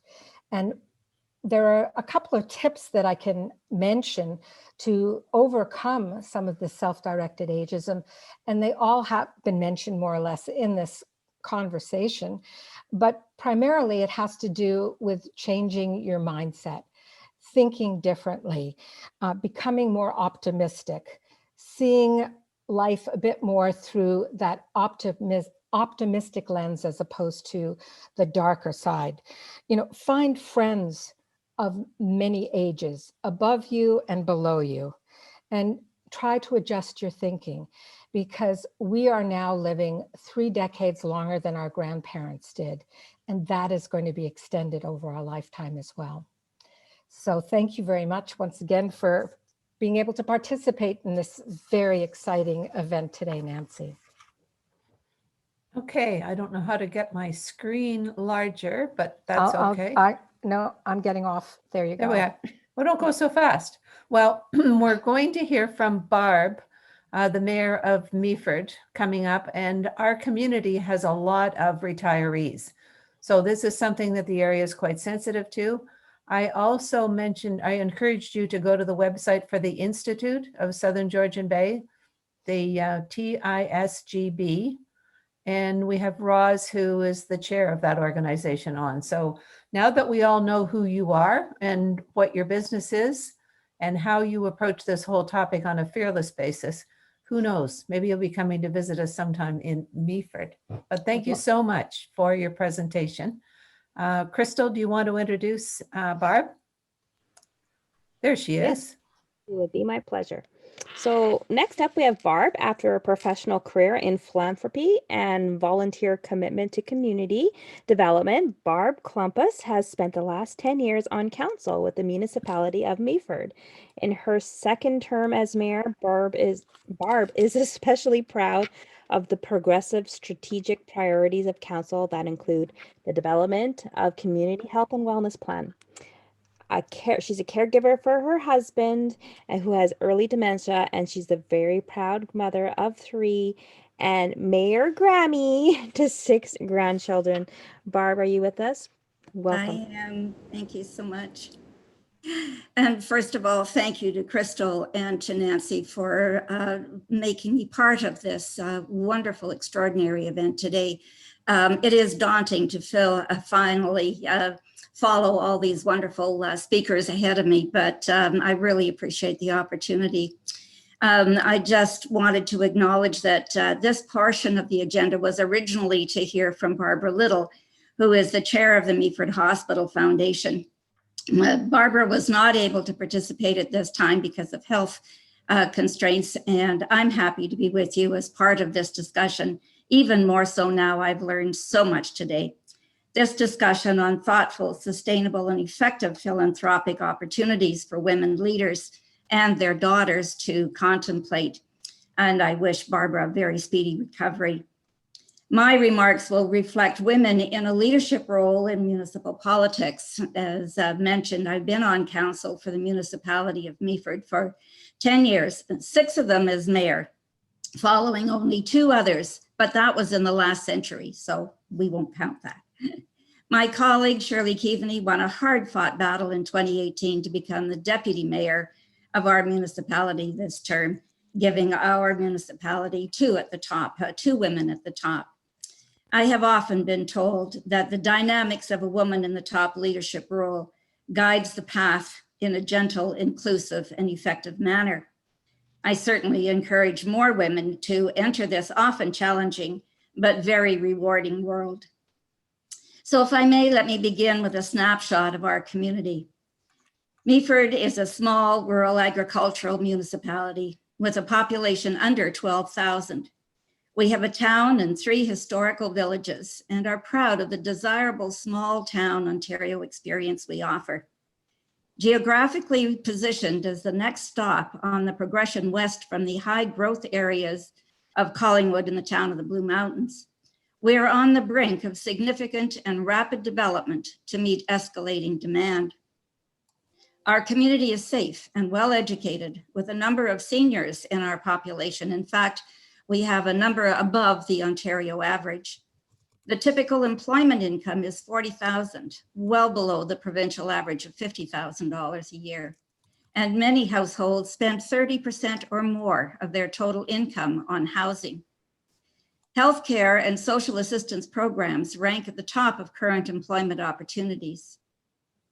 We're home to the 4th Canadian Forces Training Centre, which draws transient residents, especially over the summer months, to add to the cottage or seasonal population who will access our services while with us. The challenges we face are like many other rural areas, a lack of employment opportunities, but conversely, a very limited workforce for the service jobs that do exist. Sufficient access to primary healthcare services, adequate attainable housing, and internet connectivity, aging infrastructure, as well as the population, and the impact of extreme weather events coming out of climate change. Our residents have expectations for high levels of service and, of course, a wish list. But property taxation alone bears the largest burden of our annual source of revenue to deliver those services. Controlled and suitable development will encourage business growth and will add to property taxation revenue, but it must be balanced with our existing water and sewage service capacity, which is limited. The good news is the growth we are seeing demonstrates diversity in both cultural backgrounds and skills, promising the possibility of new businesses. It includes families as well as entrepreneurs who can work from home, early retirees and immigrants, all coming from large urban centers like the GTA. We're investing in our community. A progressive stewardship role over the past 10 years has produced an aggressive annual financial commitment to deal with aging roads and bridges. And we're so excited about a new library and community hub that opens to the public on November the 3rd, and we actually opened it informally on Saturday. And a new composite school from JK to grade 12, including a critical early on center, and that is expected to be ready in 2021. An expanded 128 bed long-term care facility will break ground in the spring with plans to build seniors residences and a campus of care model on the same site, conveniently located in the center of town. Growth, however, does present a challenge to small rural communities, inevitably leading, as it does, to change. While a fundamental behavior for many, it has been necessary to reinforce and strongly encourage the acceptance of increased diversity, anti-racism, and of lifestyle choices. Our council has adopted these principles through resolution as an indication of their importance. A key asset for our community is the Meaford Hospital site of Georgian Bay Health Services. This small, well-used facility is respected countywide for the care and services provided. The hospital includes an emergency department, an up-to-date operating theater, lab, diagnostics, rehabilitation, and community support programs such as the Day Away program for seniors. It is such a critical service for our current residents and does have the capacity to house additional services being contemplated. Through long-standing volunteer participation and leadership from the Meaford Hospital Foundation, the community has consistently and generously supported annual fundraising activities to purchase equipment. The most recent one was the MRI for the Owen Sound site. We have been working for some time now to ease an extreme shortage, not only of family physicians in our combined area, but also other healthcare professionals such as nurse practitioners, RNs, RNAs, and personal care workers. This shortage has affected current residents and must be addressed to ensure the sustainable of future growth. The experience of COVID-19 we have all faced has added another dimension to the dilemma, placing a further strain on access to primary health care and to our emergency services. The influx of new residents presents opportunities, but there will be additional challenges as we struggle to fill the community gaps we know are there. A particular casualty of this pandemic has been the impact on the roles and the health of women. We are keenly aware of the increased responsibilities and worries that women have shouldered. As home educators, expanded caregivers because of the closure of daycares and schools, and interrupted senior care programs. Businesswomen have had to respond to their employees' home responsibilities, as well as the challenges to the very viability of their businesses. In many cases, these additional responsibilities have taken women out of the workforce, interrupting their career paths and complicating their mental and physical well-being. On the positive side, it has been very heartwarming to witness their increased resiliency and leadership through the determination to do everything we possibly can to keep our families and loved ones safe and healthy. And this brings me to our exciting new program, the Community Health and Wellness Project.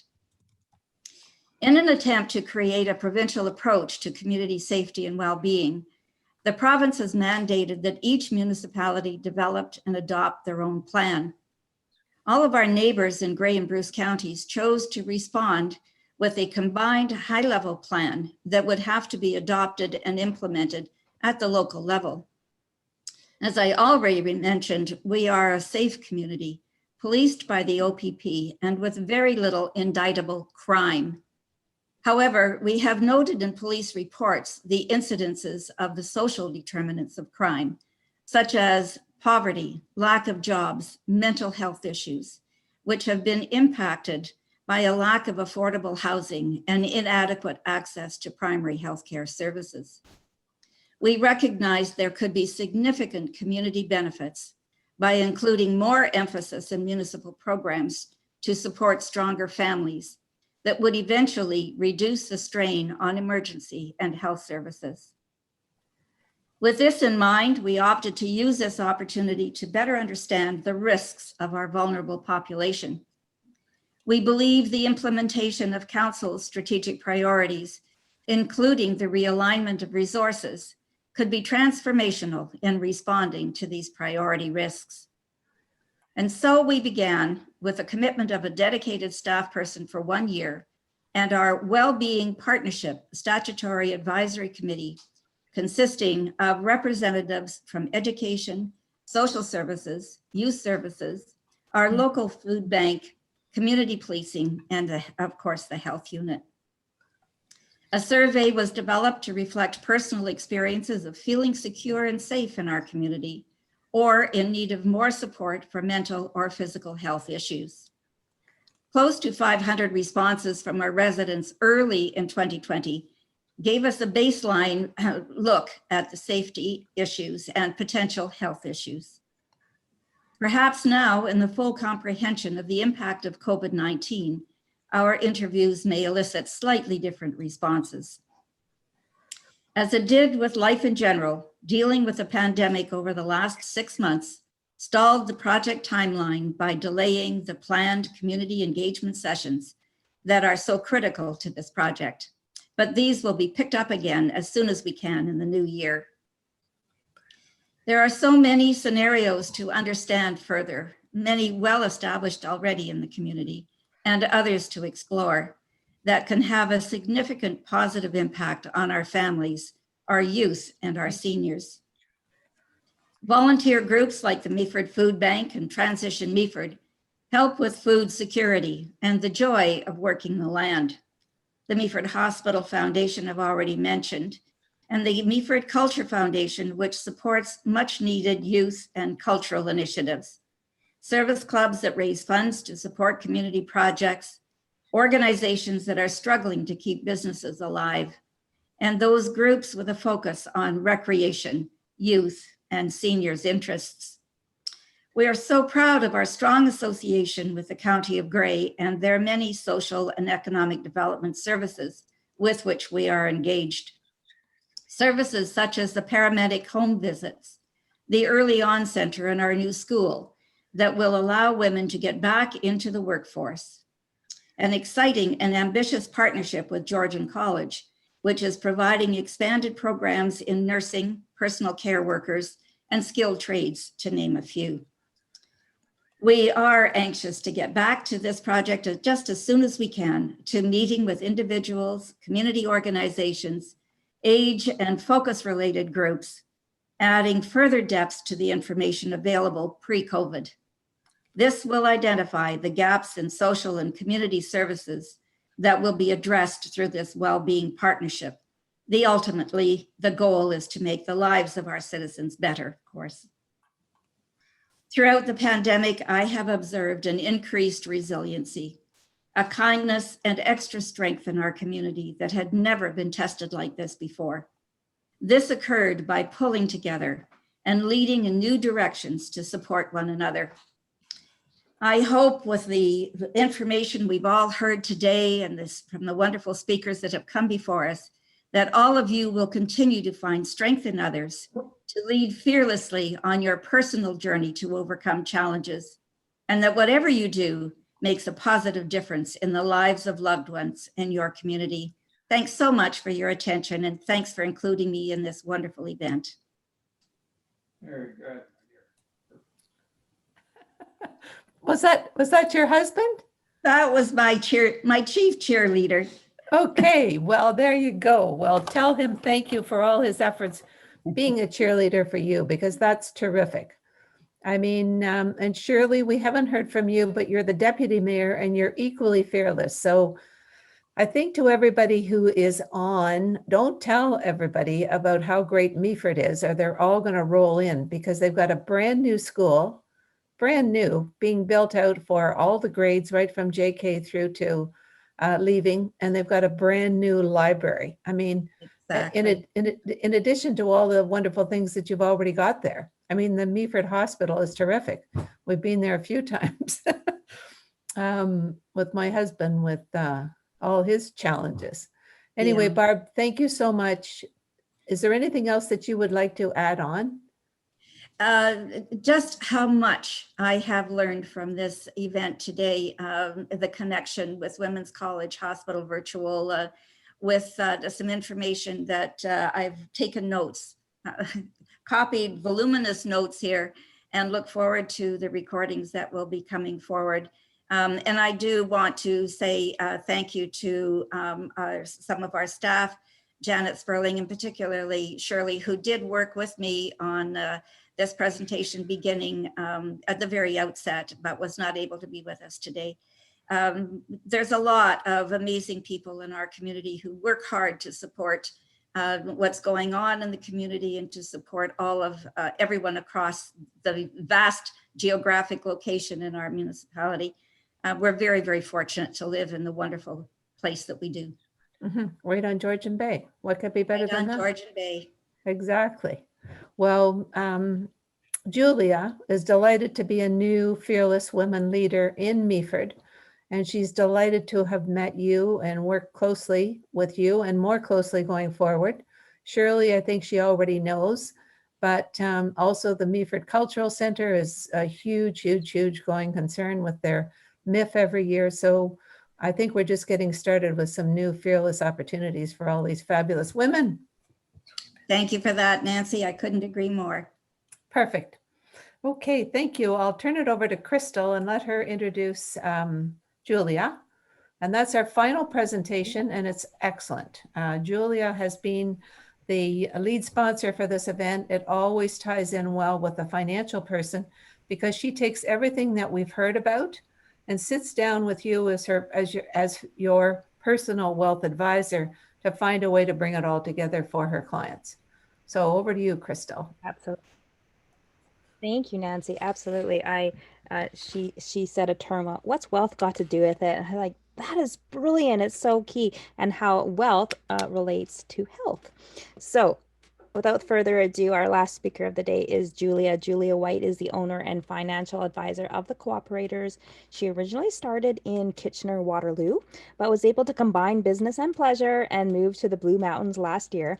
She is based in Meaford, but because of her experience, she has built a practice across Ontario.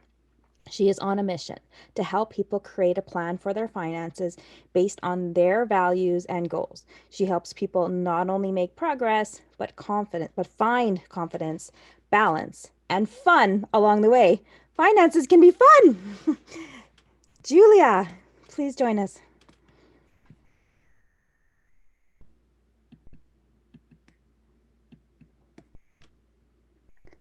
Thank you very much, Crystal, and I hope everyone's had a great day. This is an unbelievable event, and I have to thank Nancy and Crystal for putting this together. We started this about 6 months ago, and I wasn't sure where it was going to go, but it has been fantastic. So I am just going to share my screen with you. We've got a lot of things to go through. So as long as Crystal, that's good to go there. Good to go. Okay. Engines are firing. Just need to get these away. Oh, oops. Sorry, guys. Okay, so what I wanted to talk to you a little bit about today is around obviously touching base on the women, worth, and wellness, and everything that we learned today on how to bring that home. What I wanted to spend some time on is going beyond the numbers, and as Crystal said, is what's worth got to do with wellness. And we spent the afternoon with fearless women who were making such a difference in the world. It was funny because when we took our little break, it was all I could do not to go get a coffee after listening to Jessica's the lull in the day. So I did go out, stick my head outside the door, and got a breath of fresh air, and here we are back. But I am honored to spend the next 30 minutes or so with you, just to add to the cup of knowledge that we've had today, and go beyond the numbers. This is not about budgeting. This is not about where to invest. This is not about me telling you one thing or another. It truly is about what worth means to you. And so I wanted to spend a couple of minutes, and if Crystal, you can kind of watch that in the bottom as far as the chat goes, is, what does worth mean to you? And what does worth mean? When I think of the word worth, I think of net worth, I think of personal worth, I think of self-esteem, self-confidence. We heard from this morning as well around philanthropy and charitable giving, and because it feels good. So, what does that word mean to you when I say worth? And, as I said, write it down in the chat, and we can touch base with as we go through the presentation. I do have to put a disclaimer in. I apologize. So, because Fidelity is actually an incredible sponsor, and a side note to what we're experiencing and what happened. We've all talked about COVID throughout the last couple of hours together. Is the Cooperators did the same. Cooperators is Canadian owned and operated. It is still a co-op. It is we're in our 75th birthday. What a birthday party it has been. And, we were able to pivot the day that we closed, which I think was March the 6th. Cooperators was incredible as far as allowing us as independent advisors and owners of our agencies to get back to our clients incredibly quickly. We were back online with our phones. We were back online with our computers. And, everyone has had to pivot, and we needed to be there for our clients. There was issues around where was the money going to come from, and what was I going to do with my vehicle, and how was I going to pay my bills. And so my staff had to really pivot as well, as trying to make sure everybody was okay. How could we help them defer payments? What could we do in order to make sure they're fine? So I'm very proud of my team and the Cooperators of the last six or 7 months that we're now into this. And Fidelity was a big part of, they're a big part of this presentation that I have over the next few minutes.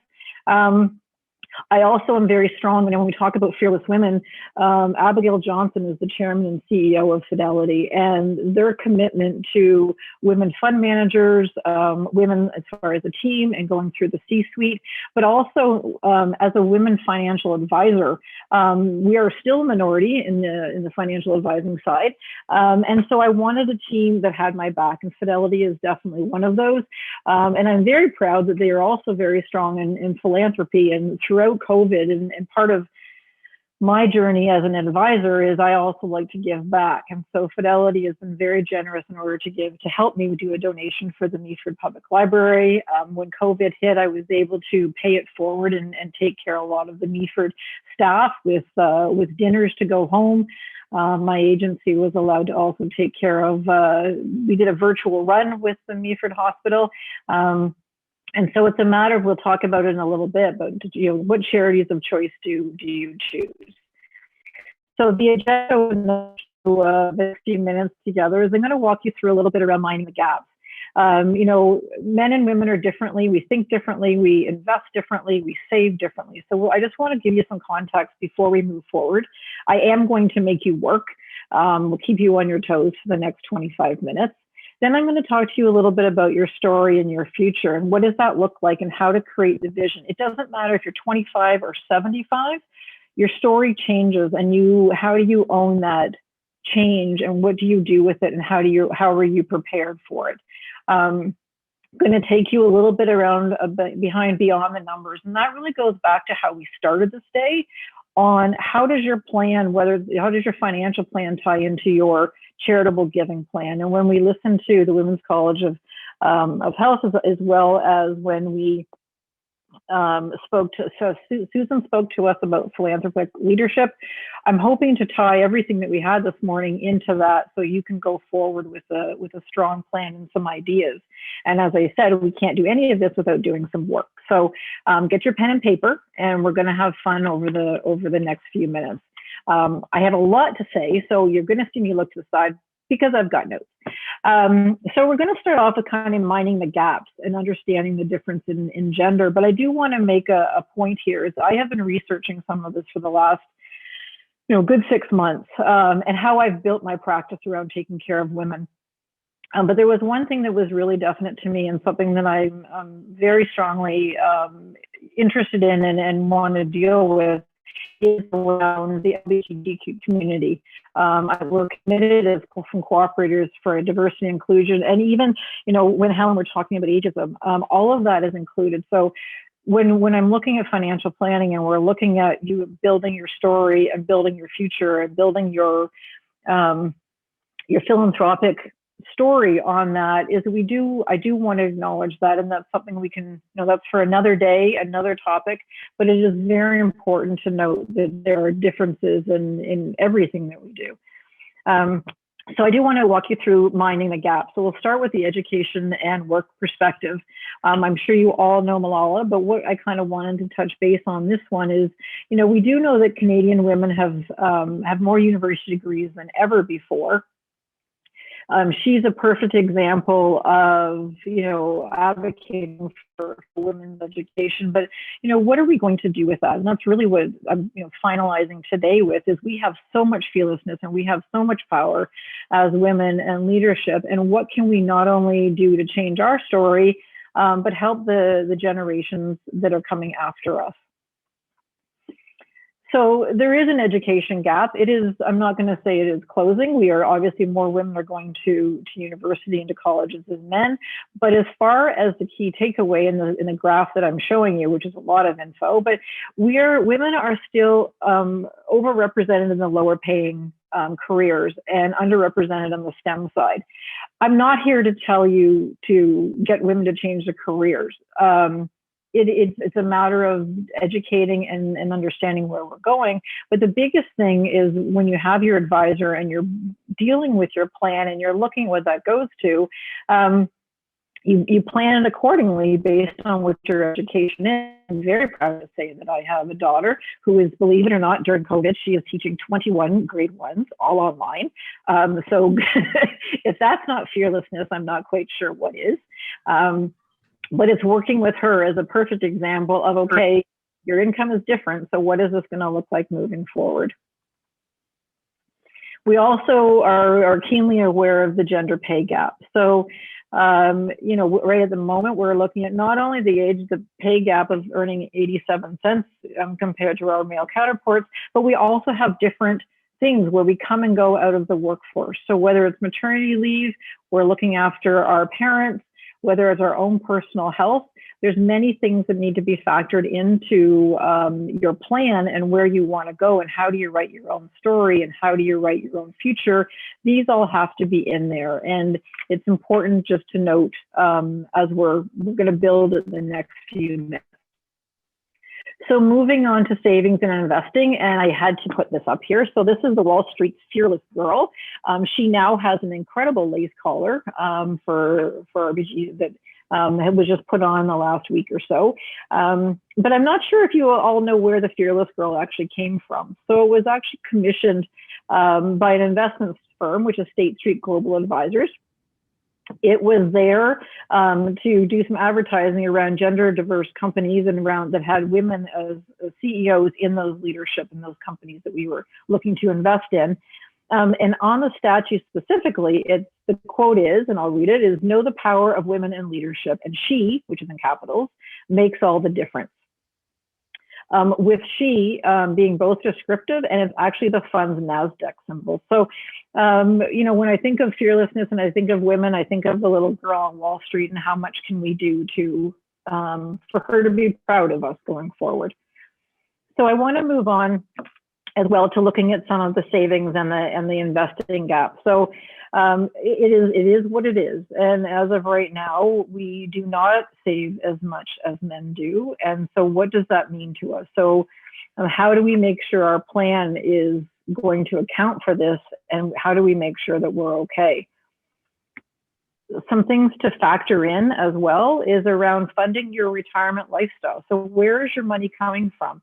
How quickly could it be taken away? And what are you going to do with it? We definitely heard from Helen as well, is that right now women are inheriting up to 2/3 of the global wealth. So not only is it a matter of making sure everything is okay, but are you ready for that? Are you ready for sudden wealth? What is that going to do? What are you going to do with it? And who's on your team? When we talked about, looking at it, moving to the future, making sure you have your doctors and your accountants and your lawyers and everything, having someone who's got your back from a financial perspective is critical to make sure that you can write your own story and write your own future. So, I had to share these slides with you because they were incredibly interesting. Again, I don't think I'm sharing anything that you don't already know, but women do make most of the decisions. We might make them quietly, but we do make most of the decisions. So 64% of all household decisions are made by women, which whether that's grocery shopping or where the kids are going to go to school. And on top of that, 80 to 90% of us also make the influence of financial decisions, which is buying the home, the cars, etc. 80% of all of us will actually handle wealth by ourselves at one point in our lifetime. I've experienced that personally, which is why I'm in the financial advising business. I was a single mom for quite a number of years and a single mother again. So I'm writing a different chapter, a different pathway, but it's important that we know how to handle wealth and we move forward and feel educated and confident in what we are doing. Now, there was a hashtag that was changing the face of wealth, but I still think we have a long way to go, because even though we make all these financial decisions and we seem to have a control on that, we then turn around and we choose to give it away. So, the statistics are that nearly half of women who have an advanced degree give away the retirement part of their investment decisions to their spouse or partner. And even 46% of us who are breadwinners also decide to defer it to our spouses. The one that really kind of shocked me was around when they did studies around the millennial generation and the younger women. Also, though, have not taken on that responsibility. They are quite comfortable to give away their participation in their financial future and defer it to a partner. But having said that, then we also turn around, and as Jessica said, we have sleepless nights. And 57% of us are saying, okay, well, I have financial anxiety. I worry about money. I'm not confident about, can I retire comfortably? How am I going to live to 100, as they said? So, when we look at all of that, they don't add up, and it's something that we can leave with today in order to make that a difference in our own lives, as well as our lives of our daughters and our nieces and our staff. And when Robert talked about all women, this is something that's our duty to make sure the numbers start equaling out a little bit. And as well is that we give everything away, but then we turn around and say, but I need joint participation in order to make sure. So again, I struggled a little bit with the stats and trying to figure out how to make it work. But I think it's really understanding today what can we do to make a difference. And I would ask some of the women on the call who are already in the retirement, what did that look like to you, and what would you tell your 25-year-old self if you could look at doing this over again? What message would you give yourself? We'll move on a little bit to longevity and health. And again, from what from what Helen said, we're keenly aware that we are going to live longer. We are going to live longer than men. And the interesting fact on this one, on the bottom side of it, though, is that we're actually going to retire earlier. So our financial plan and how we're moving forward is going to, again, look differently. It's not just about the length of time. It's about now adding on, 2 to 5 years to your retirement plan, because we've decided to retire earlier, whether that's to look after aging parents, whether that's to look after grandchildren. But if you combine the both, then your unique plan has to incorporate this. And it isn't as cookie cutter or cut and dry as maybe it used to be in the past. And lastly, just for, so as I said, some framework about where to go is around the health gap. None of these stats I don't think will be of a surprise to you. But the biggest part is you look at the longevity of women, we do face incredibly unique health challenges compared to men. We're looking at deteriorating health. We have that obviously has a profound impact on our retirement and our financial well-being. So it's making sure that when you do your plan, you've incorporated the what ifs. Long-term care is another one as far as cost and what that is going to do. And I really believe in that protection piece. So, COVID is a perfect example as well, as looking at the life insurance, looking at the critical illness part of what you have, and not waiting. We all know that life insurance is cheaper when you're younger, but something else that's incredibly important is your insurability, and making sure that when you actually need it, that you are healthy enough to get it. So when you look at your plan and you look at everything that we learned today, it's so important just to tie that bubble, which is what we're learning around health and your plan. So I'm going to move you on to your story and your future. And this is, as I said, this is some things for you to get your pen and paper out. So obviously our stories used to be incredibly linear. They no longer are. You could call it a roller coaster, but I think you're choosing our path. I was incredibly lucky, as Crystal said, to choose a different path in the last year or so, and moved up here. And instead of coming up here at retirement, I actually came up here to work and to continue on. I've watched my mother reinvent her career, I think in the mid 40s, where she was a stay-at-home mom and then decided to go back and create a career, and just as retired at 82, believe it or not. So all of these are different. And the biggest thing to take out of this is it's complex, but planning is the key to all of this. And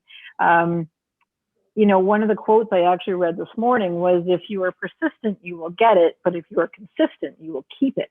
And that really resonated with me, that part of my job as an advisor to take care of my clients is to make sure that I keep them going and I keep them consistent, and you keep doing your end meetings, you keep calling when you're going to be there, and you don't wait because of fear or other reasons. We want to take the fearlessness out of the financial planning side of it.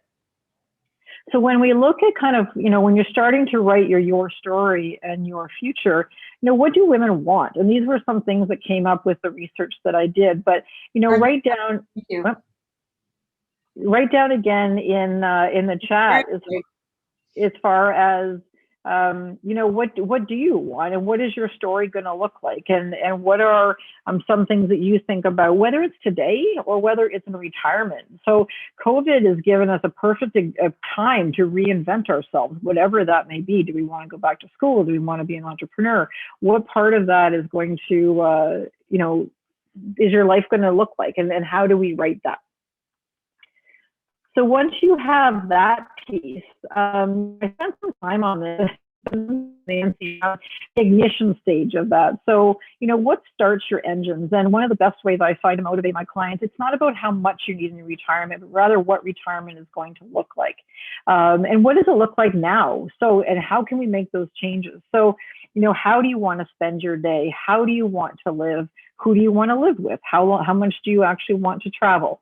How are you going to support your family? Are you going to pursue creative interests, volunteer? And back to this morning around philanthropy, what is that going to look like? Is it a matter of, is it something to do with a legacy, or is it something that we can work on right now? So again, write down your ignition button. And for me, I would like to spend some summers in Europe learning a new language.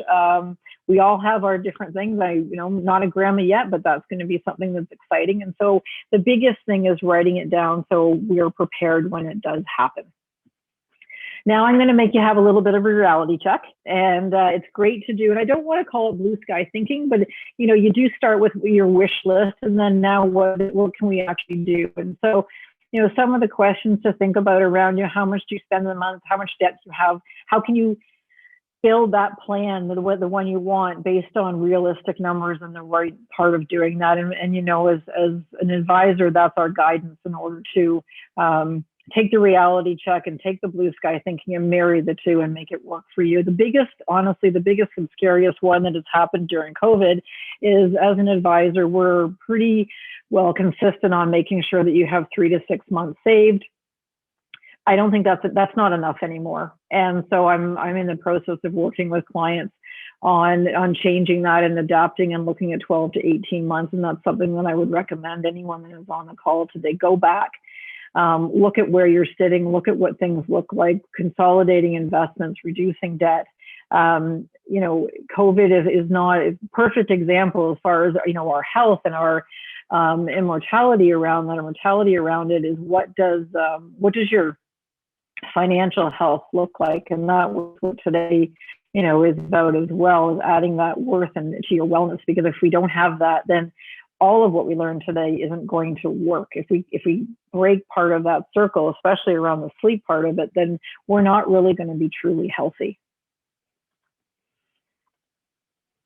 So again, when you look at retirement, and even the individuals on the call who are in retirement, I think it's important to look at, if you look back, how to be financially prepared, and see, these are some of the stats around if you have an advisor or not. But it's a matter of, looking at the 4 things which are more important to me down the side, which is being financially prepared, obviously emotionally prepared, socially prepared, having the doctors close to you, having family close to you, having your network of friends. What does that look like to you? Physically prepared. What Robert didn't share with you today is he's actually my ski coach. And so I would like to be able to ski till I'm 80. I need to figure out how to do that. I need to figure out how to do that pre-retirement as well as post-retirement. And some of the things that we when we Jessica talked about too, but being lower on the totem pole, it happens in finance too. I've had some clients in retirement that have, immediately said, well, I want to help my kids and I want to give money to my children right away, to the detriment of what the retirement might look like. So it's understanding, as I said, your needs and your wants, but also looking at the reality of that might not be the best thing to do right now. And so how do we move forward and making sure that all your dreams can still come true? You can still look after your either your children or your parents, but making sure they're okay. And the analogy obviously always is, that standard airline advice is that you have to put the oxygen mask on before you put it on somebody else. And that definitely ties into your financial plan. We've got to make sure that you're okay and your spouse is okay and your partner's okay before we can move into anything else. And that also includes philanthropy, but it's a matter of doing what's right for you. Now, when we look at the plan, then, there's a few things that when it's important to do it and important for you to going forward is that you want to look at all of these pyramid, but you also want to look at the boxes. So, you need to build and protect.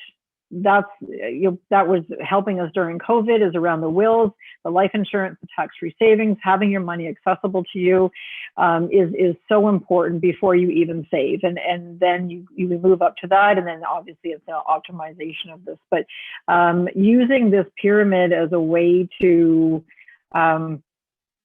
focus on what's next and what should come is vital to your plan for you. Now, 5 things, I promised them that you could take some things away with you. So 5 things you can take away today are these ones. So we've gone through all of them, but this is just a good graph to look at. So as I said, we want to take inventory, which is your reality check. You want to do the goals list, which is around your ignition button and what kind of things you want to do in retirement. You make the investing a habit, and you want to make sure that you've become literate around the financial planning side of what your plan is going to look like and your owning of that plan. working with an advisor that also gets you is so important. It is, you are unique. We're all unique on this call, and there is no cookie cutter to a plan. So it's a matter of working with a financial advisor who gets you, who might be as unique as you are, and who can help you through that. Now, the one piece of, critically important to me is around beyond the numbers, and this ties into this morning. I believe that part of financial planning is also going beyond the numbers and working and looking at that legacy and looking at giving and looking at philanthropy. And so there's two parts, in my opinion, of a financial plan. One is your own, and one is actually going what I would call beyond the numbers and creating a personal mission statement around your giving. It needs to reflect on what inspires you. You can determine what you'll focus on. Obviously, we've heard from multiple today, and so where do you put your money and why? And then truly writing a mission statement on behind that. Some things to think about is your values, your experiences, formative experiences in your life. Why do you want to make a difference, and how is it going to be geographical? Is it going to be from a population? What do you want to affect? A lot of times it comes down to sometimes we get angry about something, and how are you going to make that a difference? But when you're writing your financial plan, then I also ask that you look at also writing your mission and your charitable legacy plan as well, and then working with your advisor to tie the two of those together. Now, this is an American site, and I apologize, I could not find one that's Canadian, but this is a really good thing to help you decide where you want to go. So it is a quiz. As I said, it is US based, but it does allow you to kind of figure out where you fit, and it's kind of fun to do. So I came out as a supporter, which meant that I like the direct services, addressing immediate needs, and that is true. As I said, I have donated to the Meaford Hospital, I've donated to the library, but then I also have a global one. So I also am a big supporter of Team in Training with Leukemia. We've been I've worked with my brother. I lost my niece about 8 years ago. It is imperative that I give back and that she is proud of me. So I have worked that into my own personal plan, is to not only do I get to travel and run half marathons with him, but then I also have that as part of my charitable giving plan. So I ask that you look at all of your style, your preference, and how can you add that into to your giving homework.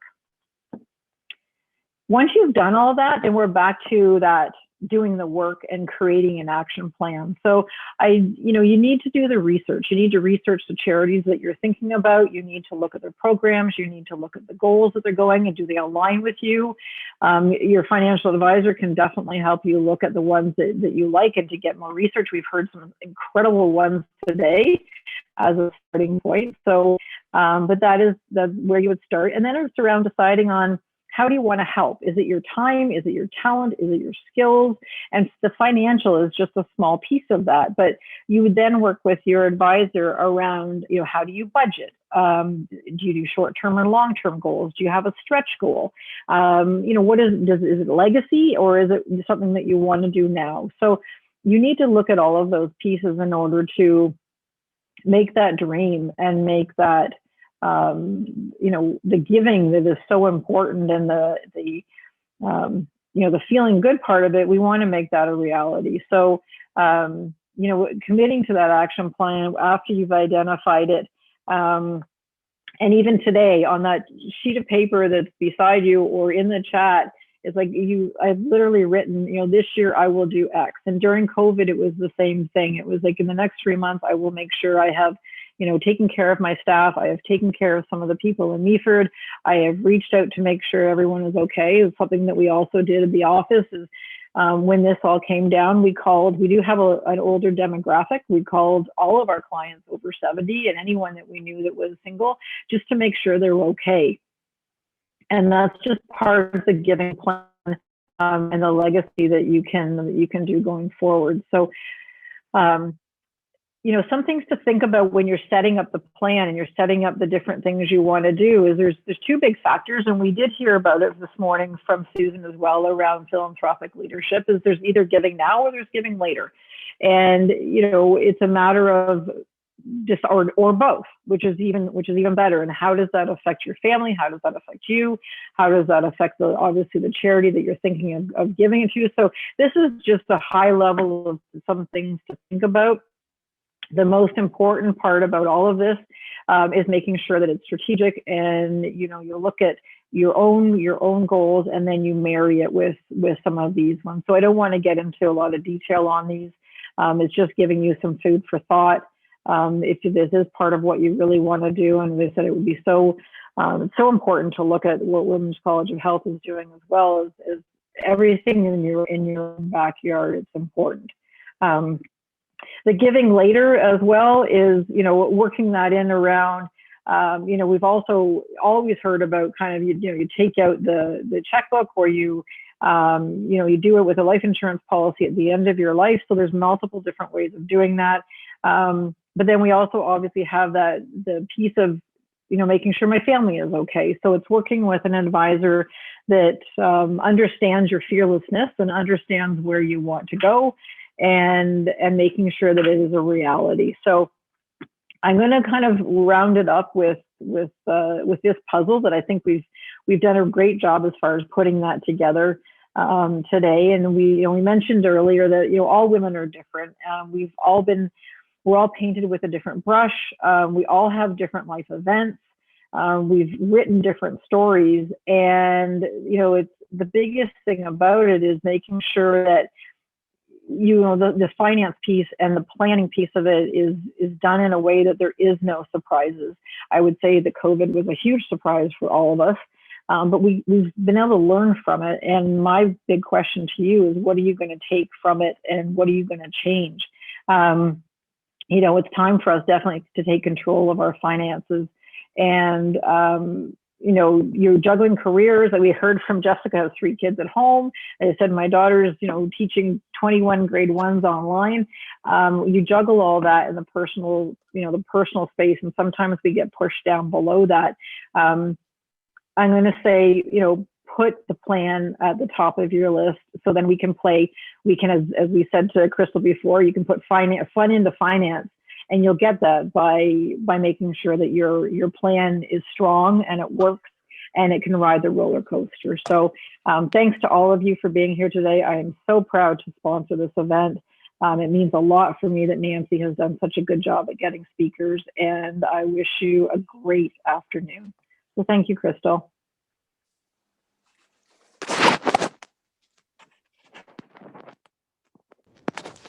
Thank you. Oh, just going to mute. Wow. Okay, sorry. All right. Wow. What a day. Thank you so much, Julia. What a wonderful presentation. There weren't really many questions, Julia, but just some wonderful comments. So I really encourage you to look at the chat and have a look there. Nancy, on to you. Okay, Julia, at the end of the day, has got to do the financial presentation, and that's the most challenging because everybody is worn out with all the information so far. But you did a super job, Julia, and incorporated all the things that needed to be included. On Julia's behalf, I will tell you that she is more than happy for you to reach out to her for a second opinion. Whoever you're working with currently, your trusted advisor, you may have some questions. And again, she's more than happy to help you any way she can. There's so many aspects of financial planning that can make such a huge difference, insurance being one of them. And now that I'm not a wealth advisor anymore, when you talk about insurance to people, they go, wait a minute, I thought we were friends. Now you're hitting on me for insurance. Insurance is so, so, so powerful. When I got my insurance license, it wasn't formal until I had sold an insurance policy. So the first candidate was our daughter, Julia, at the time. I think she was about 25. And she said, why do I need an insurance policy? Well, if you have kids or grandkids, the best time to get insurance in place is when they are young. And that insurance comes into play in case something happens, but also keeping that policy through your lifetime can end up being something that is the charitable gift. And those end of life situations where you've got an insurance policy, to make a donation to a charity is incredible in minimizing the amount of tax that you will pay. So do not discount insurance when whoever you're working with wants to talk about insurance. Also critical illness and disability, all those sorts of things. And the other topic is, if you do have those insurances in place and something tragic did happen with your children who are the beneficiaries, the next step is to understand how those young people would deal with sudden wealth. So that's a topic. You can Google it. And again, there are all sorts of resources out there. So the whole aspect of financial planning is, on one hand, it's very simple. On the other hand, it has all kinds of complexities. And that's why it's really, really important to work with a trusted advisor and be fearless as you work with them in getting them to answer all your questions.